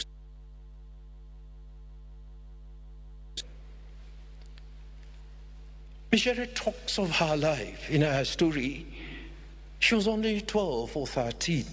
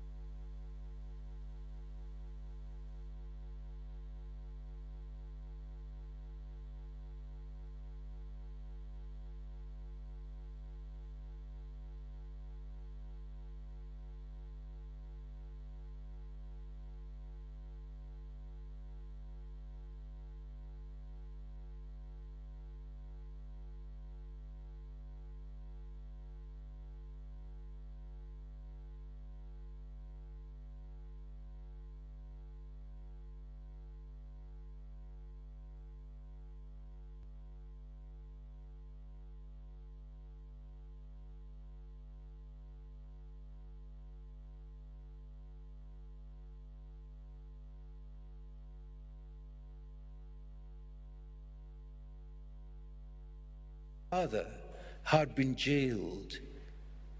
When they had visited him early in the jail, he asked for me.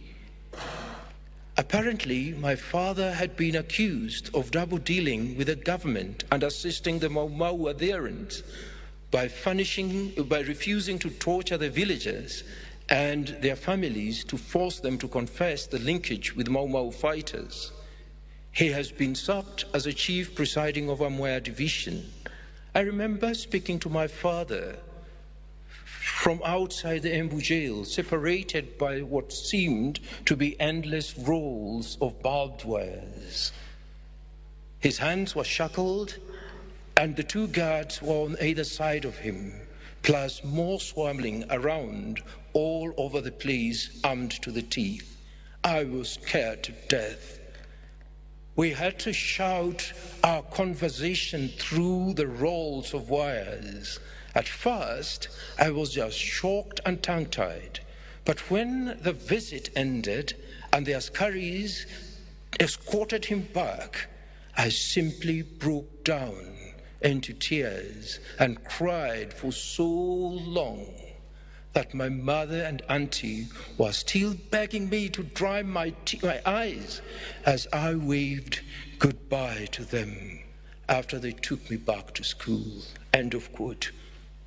At 12 years old, immersed like Miriam into the Mau Mau conflict, she began to experience indignity firsthand, the dehumanization of their people. A father who had raised her, who always was proud of her performance and her sisters. When they had done very well, she would laugh and say, "There are my boys." Because she raised at a time when young girls were not, it wasn't popular to take them to school, but her father invested in them. This event, in my view, was a huge turning point in her life and stuck with her all along. This is what gave her the foundation of Utu. Humans should not be indignified in this manner. Learning from her father, learning from her family, she elevated human beings beyond that indignity. So she protracted this not only to the colonial issues, but also to women issues. Women should also be treated as humans. She always shared this joke. When gentlemen or men came to visit looking for their father at home, and when they didn't find him, a man would shout and say, like to say, "Are there no people in this home?" So their mother would always shout back and say,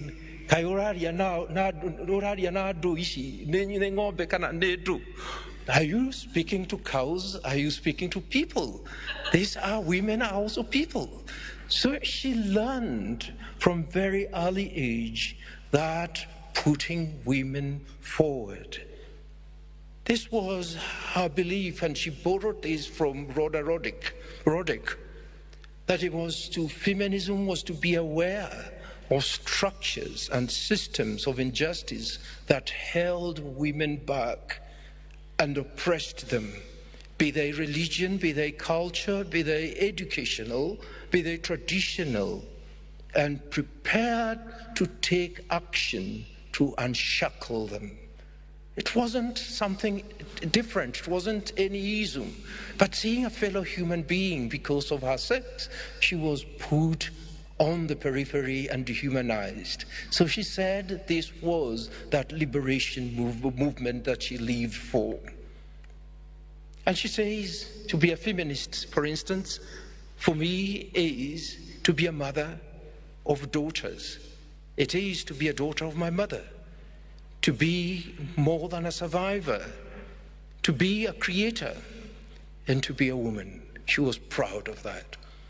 We see in the story of Miriam that they were humans who also needed to live against such strong patriarchy and oppressive rule of Pharaoh. For this reason, Miriam joined Shiphrah and Puah and her mother. You see, in the first two texts of the book of Exodus, it's women who triggered the issue of Exodus. The two midwives refused to kill the babies.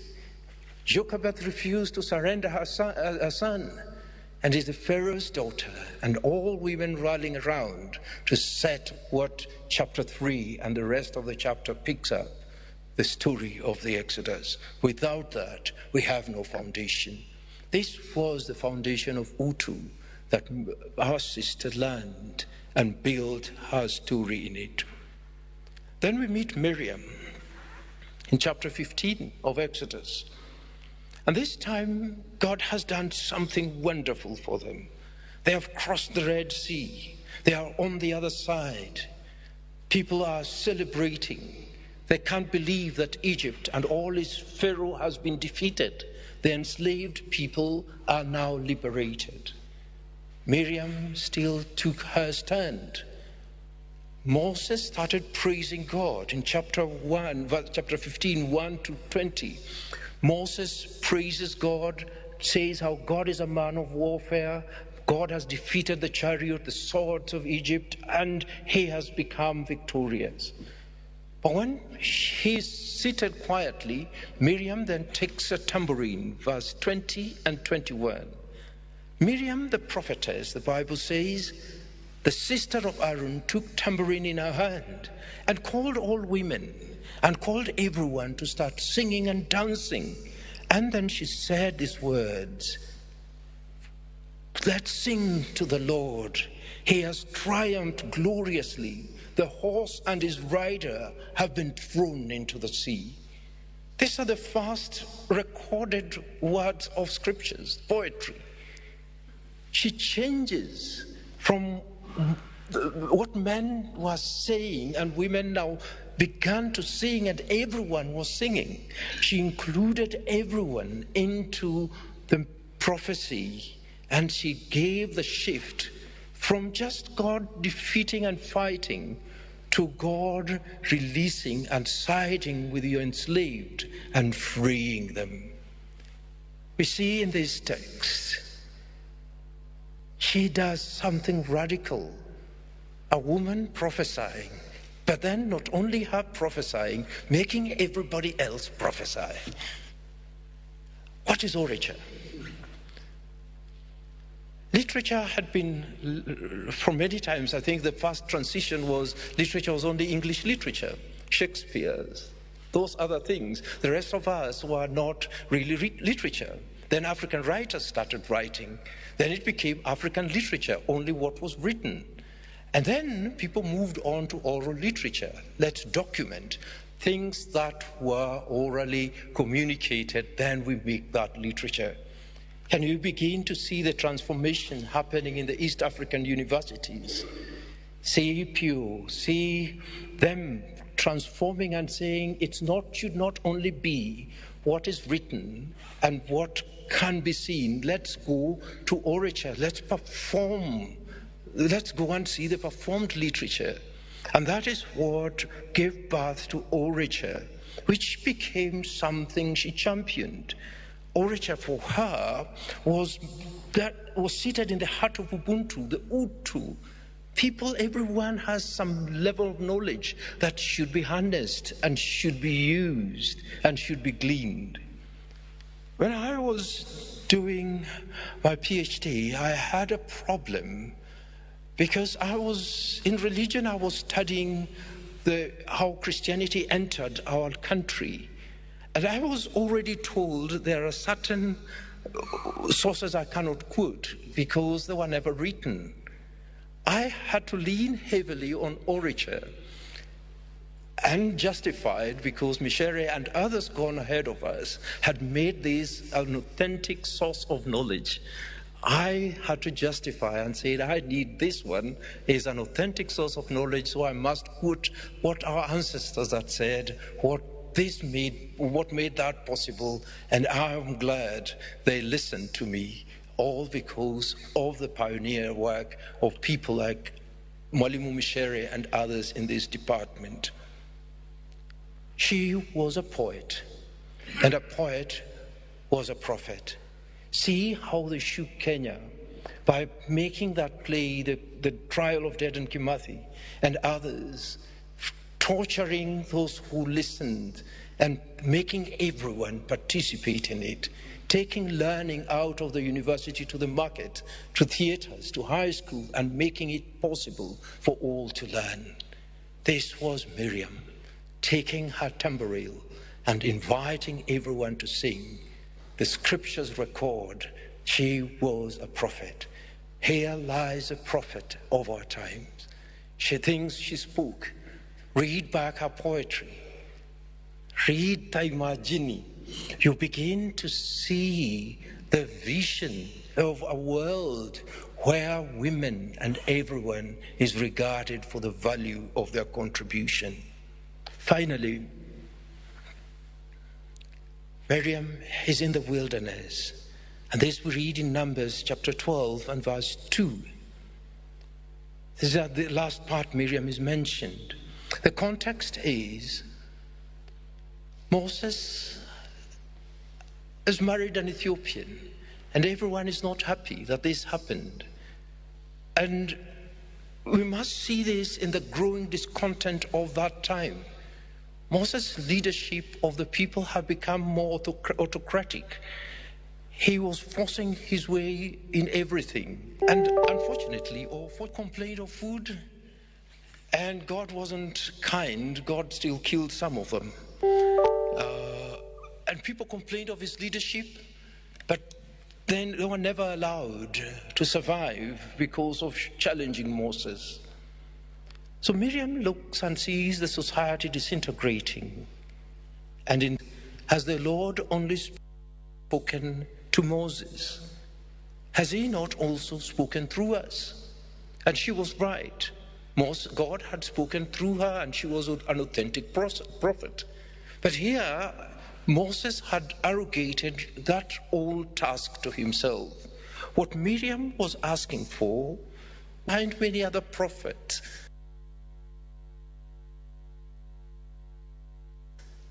why are these voices being silenced? And so she asked, are we not also people God spoke through? People who had also forgotten where they were going. They were romanticizing Egypt and every slight problem. So Miriam stands in and stops them, saying, we have this wilderness to cope with. And two, she confronts Moses. Listen and allow other voices also in. That sounds familiar. So God is not happy with Miriam, and Miriam is punished, struck with leprosy, and thrown out of the camp. When I looked at this, I saw Miriam in that prophetic calling of speaking truth to power. Power that should aid and assist the people, bring contentment.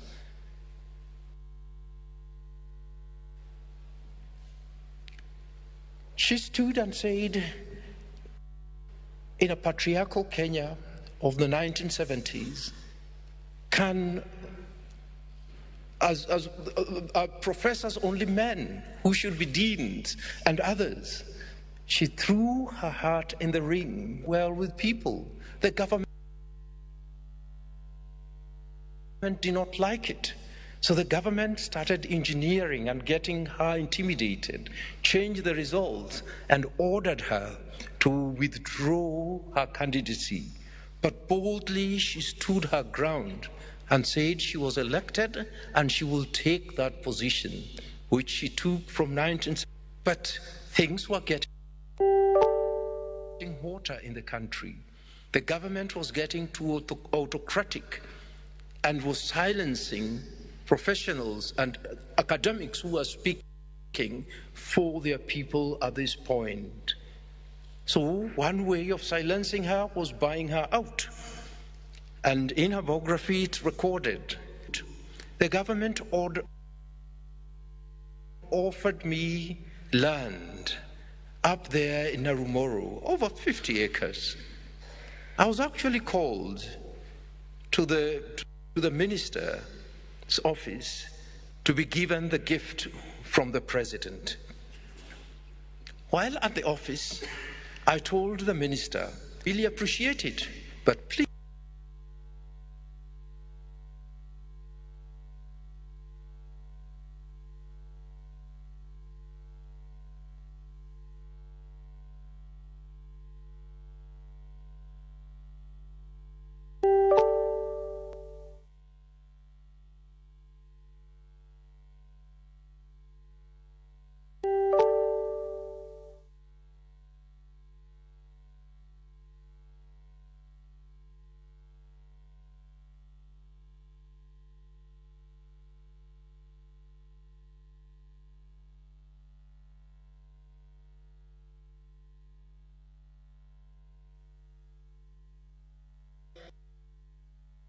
of being definitely detained, she ran into exile.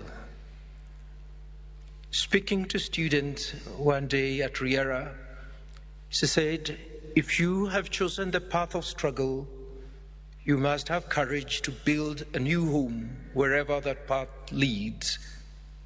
Don't romanticize home. You must have courage to make new homes, a new route wherever you find yourselves."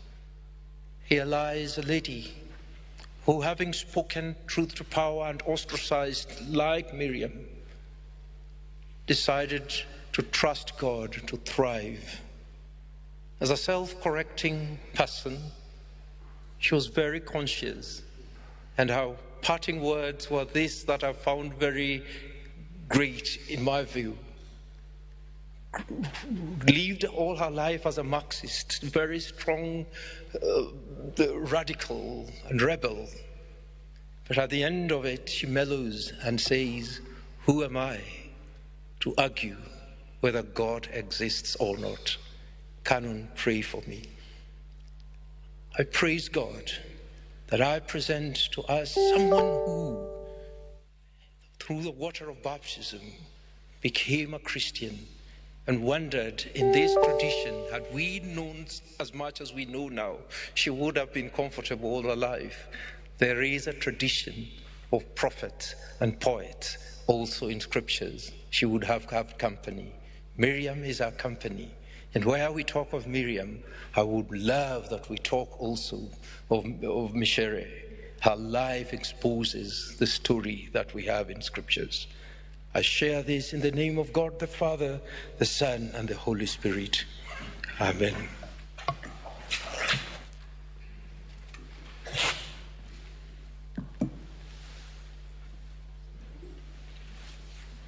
Let us reflect in prayer.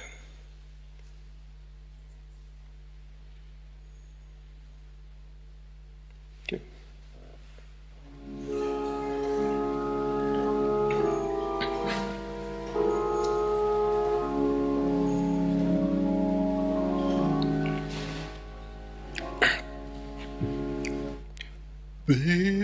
Beneath the cross of Jesus, I gladly take my stand. The shoulder of a mighty rock within a weary land, a home within the wilderness, a rest upon the way. From the burning of the noontide heat and the burden of the day, there lies beneath its shadows,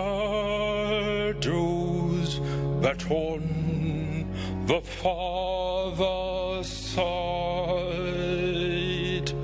the darkness of an awful grave that gapes both deep and wide, and there between us stands the cross, two arms outstretched to save, like a watchman set to guard the way from that eternal grave.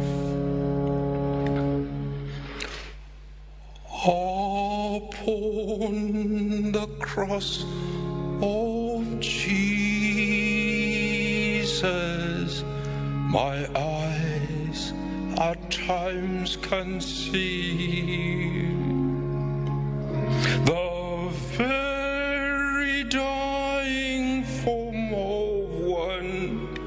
who suffered there for me, and from my broken heart with tears to wonders I confess the wonder of his glorious love and my unworthiness. Hallelujah. Hallelujah.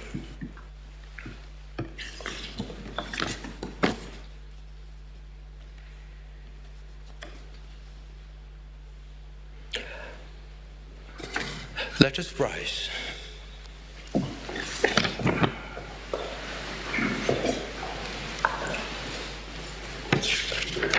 And we will all share what we believe.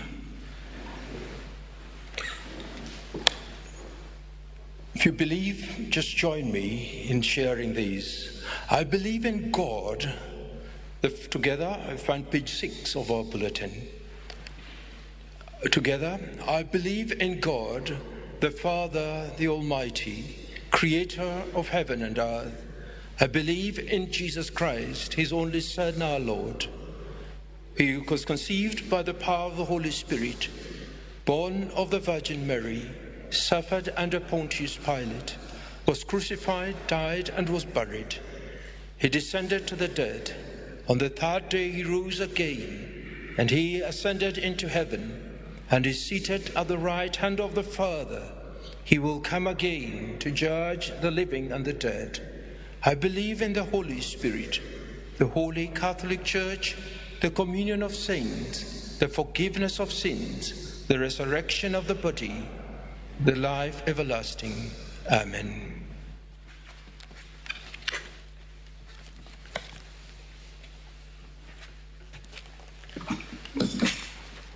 Let us pray. For the expanding grandeur of creation, worlds known and unknown, for galaxies beyond galaxies, filling us with awe and challenging our imaginations, we give thanks this day. For this fragile planet Earth, its times and tides, its sunsets and seasons, we give thanks this day. For the joy of human life, its wonders and surprises, its hopes and achievements, we give thanks this day. For our human community, our common past and future hope, our oneness transcending all separation, our capacity to work for peace and justice in the midst of hostility and oppression, we give thanks this day. For high hopes and noble causes, for understanding of views not shared, we give thanks this day. For all who have labored and suffered for a fairer world, and who have lived so that others might live in dignity and freedom, we give thanks this day. For human liberty and sacred rights, for opportunities to change and grow, to affirm and to choose, we give thanks this day. We pray we may live not by our fears, but by our hopes, not by our words, but also by our deeds. We give thanks this day. Amen. Those who wish to join, I will lead us in the Lord's Prayer. Please join me as you are able. Our Father, who art in heaven, hallowed be thy name. Thy kingdom come, your will be done, on earth as it is in heaven. Give us this day our daily bread, and forgive us our trespasses, as we forgive those who trespass against us. Lead us not into temptation, but deliver us from evil. For thine is the kingdom, the power, and the glory, forever and ever. Amen. Please take your seats as we continue to pray.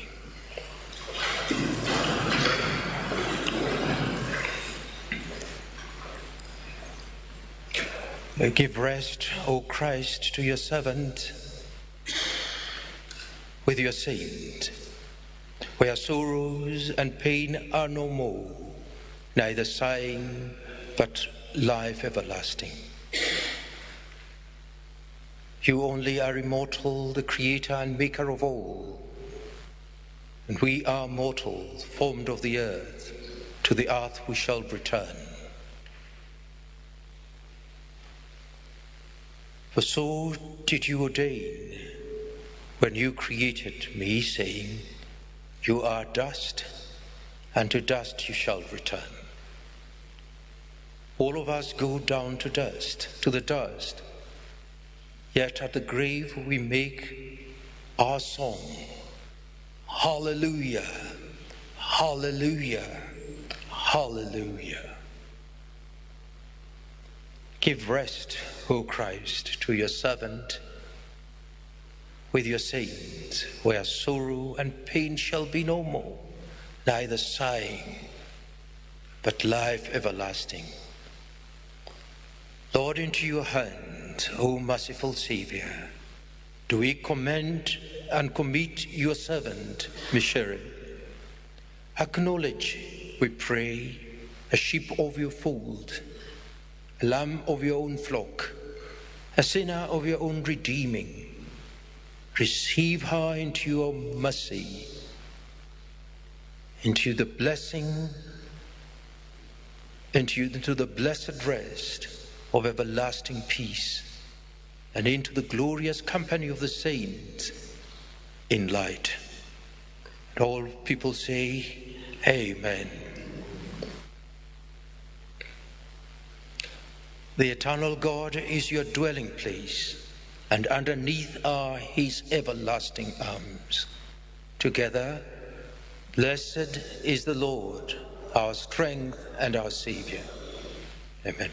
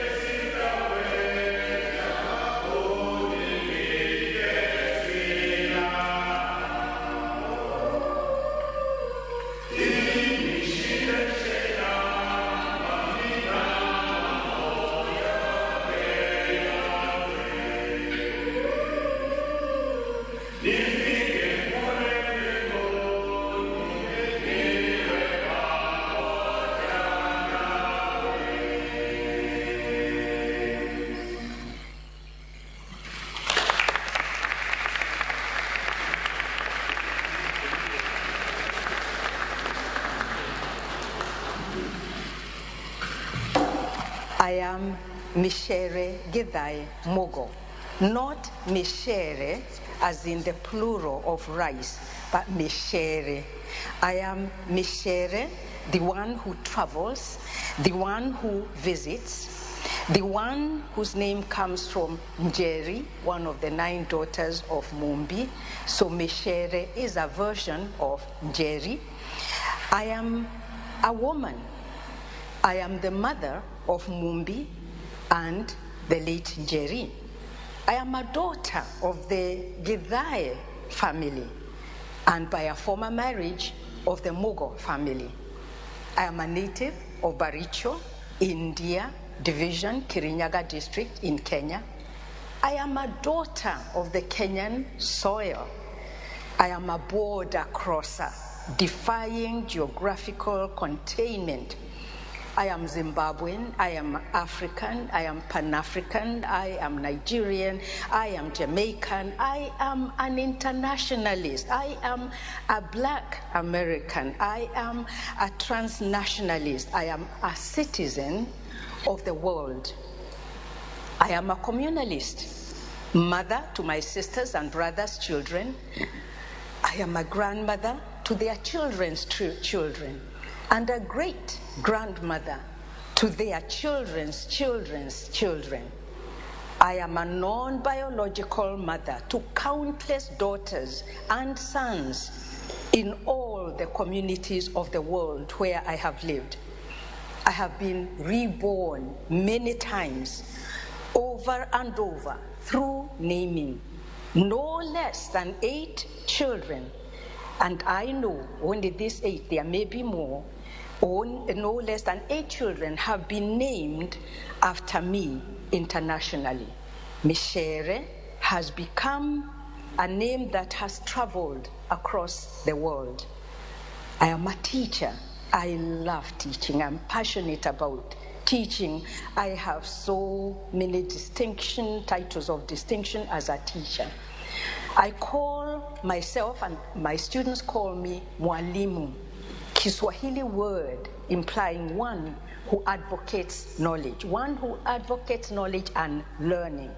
So I'm also a student for life. I am a scholar and an intellectual, not an imposter, as one of my poems argues in my mother's poem and other songs. I am a poet, playwright, and essayist. I am also a novelist in the works. I am a lover of Africana orature and the orate traditions of our people. I am deeply rooted unapologetically in indigenous Africana sites of knowledge. But I'm also a creative seeker of knowledge, wherever it comes from, without borders. I am a human rights activist driven by the spirit and visions of Utu and Ubuntu. My favorite motto is, I quote, "I am because we are, and since we are, therefore I am," which is a quotation from Professor John Beatty's work on African religion and philosophy, where he argues that this is the African philosophy of life. I am because we are, and since we are, therefore I am. I love, love, love the Shona greeting in which you ask me, how are you? And I tell you, I am well if you are well. I am a 2-time cancer survivor, still battling the 2nd bout of multiple myeloma, a cancer of the bone marrow, and I'm marching forward. I am a loser at times, but oftentimes a winner. I am above labels and beyond definitions. I have far too many identities to bow to containment. I am a swimmer in the stream of life. I am, I am, I am, Micere Gidai Mugo.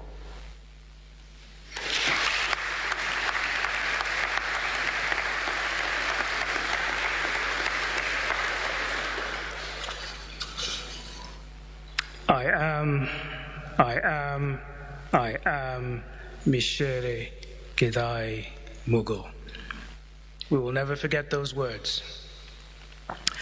Friends, comrades, brothers and sisters, today as we gather to pay tribute to this remarkable life and legacy of the esteemed Micere Gidai Mugo, we must first acknowledge that we do so on occupied land.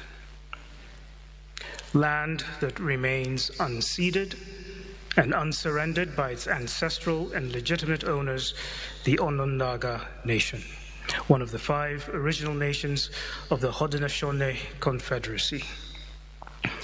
The Onondaga follow a matriarchal clan system, and this gathering was to be blessed by the clan mother of the Onondaga Nation, who unfortunately couldn't be with us today due to her own losses in her community. We nonetheless cannot proceed without recognizing and honoring their stewardship and custodianship of this sacred territory. We are humbled by their wisdom and resilience, and we express our sincere appreciation for allowing us to gather here today. To the Onondaga people and the citizens of all Native American nations, we see you, we hear you, and we thank you. We would also like to thank the city of Syracuse, represented today by the Deputy Mayor, Sharon Owens. Your proclamation today was perhaps one of the most important recognitions ever given to Micere Gidai Mugo. She has been the recipient of far too many honors and awards, but this is the only one that has her late daughter, Jerry Koi, her best friend, Amaata Aidu, putting together a playlist for the party they're about to throw in the heavens. We thank you for that. We're also grateful to Syracuse University, the intellectual home of Micere Gidai Mugo for 22 years, and especially to Dean Brian Conkle for granting us the use of this magnificent, historic, and interfaith chapel. Dean Conkle has been kind, most gracious, never failing to reach out to us, never failing to avail himself in both personal and professional capacities. His only failure has been his attempts in having us to call him Brian. Maybe one day he will succeed. Thank you, Dean Conkle. We initially came to you for a venue, but ultimately ended up with comfort. To Canon Omondi, who did not hesitate to agree when asked to officiate this service, despite being in Nairobi, Kenya. He has worked tirelessly to craft a service that was both a reflection of Micere Gidai Mugo's essence and an inspiration for those who will follow in her footsteps. Thank you, Canon Omondi. To Father Frederick Daly, whose church, All Saints Parish here in Syracuse, has been a spiritual home to Mumbi for years. This service would not have been as impactful without you. Thank you for always being there when it matters. We also need to acknowledge and thank the matriarch of the Gidai family, Dr. Murengo Kierini. 6 weeks ago, she rushed to be by her sister's bedside, and today she has returned to join us and offer support in this weekend's memorial activities. As the eldest sister, Tata Moringo's loss is overwhelming. But despite her grief, she has remained present. And it is that presence that has anchored these events with sisterly love and matriarchal grace that we have all felt throughout this entire time. Thank you, Tata. This weekend's activities have been a collective effort spearheaded by a coordinating committee comprised of 3 organizations that were near and dear to Micere Gidai Mugo's heart: the Pan-African Community of Central New York, the United Women of Africa Organization, and the Ghana Society. Chaired by Professor Horace Campbell, this committee also included Sol Salao, Agatha Awa, Emmanuel Awa, Joyce Mabena, Kofi Adai, Andy Semabia, Monica Gachokajin, Pauline Mazrui, Margaret Mbogwa, and Patricia Sprague. They have all contributed more than what was asked, and that commitment was incredible. It was a commitment to honoring their beloved sister, Micere, and this commitment was displayed time and time again. We are immensely grateful. Thank you all. We'd also like to thank Victor Atta, who has always stood by Micere Mugo and her 2 daughters and continues to stand by them. Thank you, Uncle Victor. Last night we had an event moderated most excellently by Dr. David Johnson, who came in all the way from Trinidad and Tobago. Now, little did he know that when he bought his ticket, he would be asked to perform the unenviable task of keeping speakers on time for a 3-hour event. But yet he did so delightfully and with jest. Thank you, Dr. Johnson. Last night we heard about Micere Gidai Mugo, the scholar, the poet, the activist, and the community leader. But allow me to take a few moments to talk about what, in her own words, was the role she took most seriously and the role that brought her the most joy. And that is the role of being a mother. Micere Gidai Mugo single-handedly raised 2 remarkable children. 2 daughters she taught about Utu and Ubuntu. And this is a family that not only talked the talk, they walked it. To the Mugo family, home has always been the community, and selfless service has always been its foundation. In these reflections, it is necessary to pay homage to Mumbi wa Mugo, who over the years and to the very final moment spared no effort, no expense in caring for her mother. As we think of this act of love and compassion, we are reminded of the resonating quote, "Children are the comfort of the aged." And Mumbi's actions epitomized this. To illustrate how extraordinary these efforts were, when we were leaving the hospital room approximately 4 hours after Micere Gidai Mugo had transitioned to join the ancestors, all the nurses on the 4th floor of Krause Hospital stood, single file, outside the door, all of them. And one by one, they shook Mumbi's hand, while others hugged her as they wished her well and remarked how in all their years of collective practice, they had never seen such devotion to caring for a parent or a loved one. So Mumbi, on behalf of all of us here today, thank you. Thank you for all you did in looking after your mother.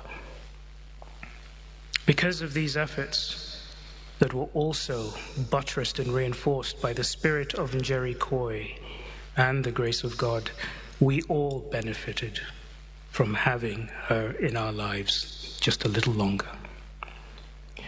The devotion and care you showed exemplifies the profound significance and the inherent duty to protect, nurture, and honor those who came before us.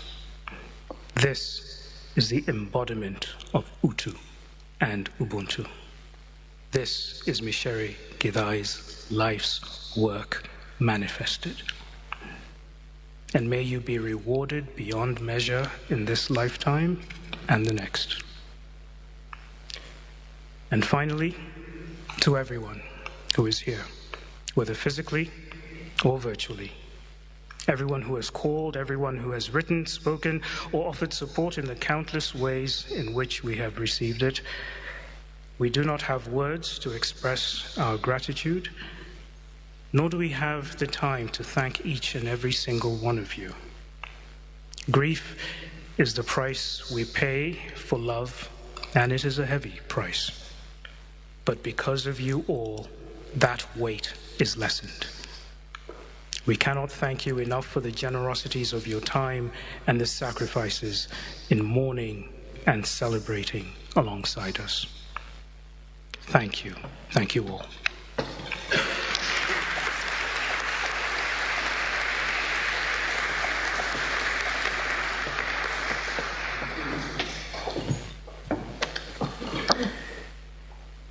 I think you've just heard a major commendation.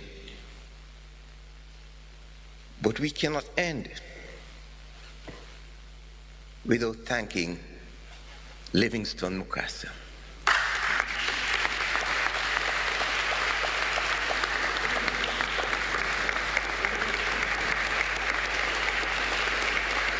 Livingstone joined our community, joined Patney, joined the family, and in the past few years, he's been a soldier, he's been a patient warrior, he's been a supporter, and I want to join with all of you in thanking Livingstone for the work he has done with us in the community, with the family, and for Mumbi. May you have long life, Livingstone.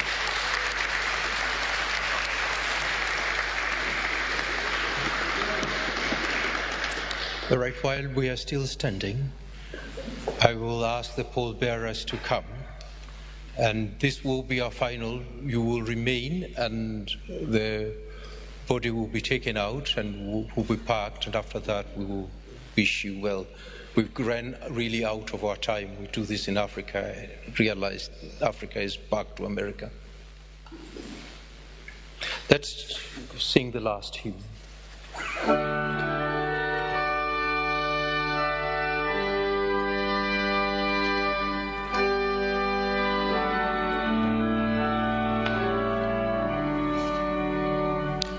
God be with you till we meet again. By his counsel guide and hold you. With his shepherd and hold you. God be with you till we meet again. Till we meet.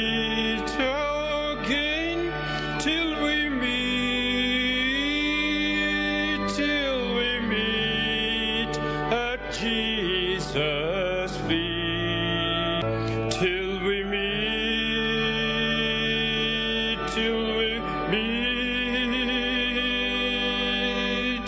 God be with you till we meet again. God be with you till we meet again. Keep his love floating o'er you. Smile at death's threatening waves before you. God be with you till we meet again, till we meet, till we meet, till we meet at Jesus' feet, till we meet, till we meet. God be with you till we meet again.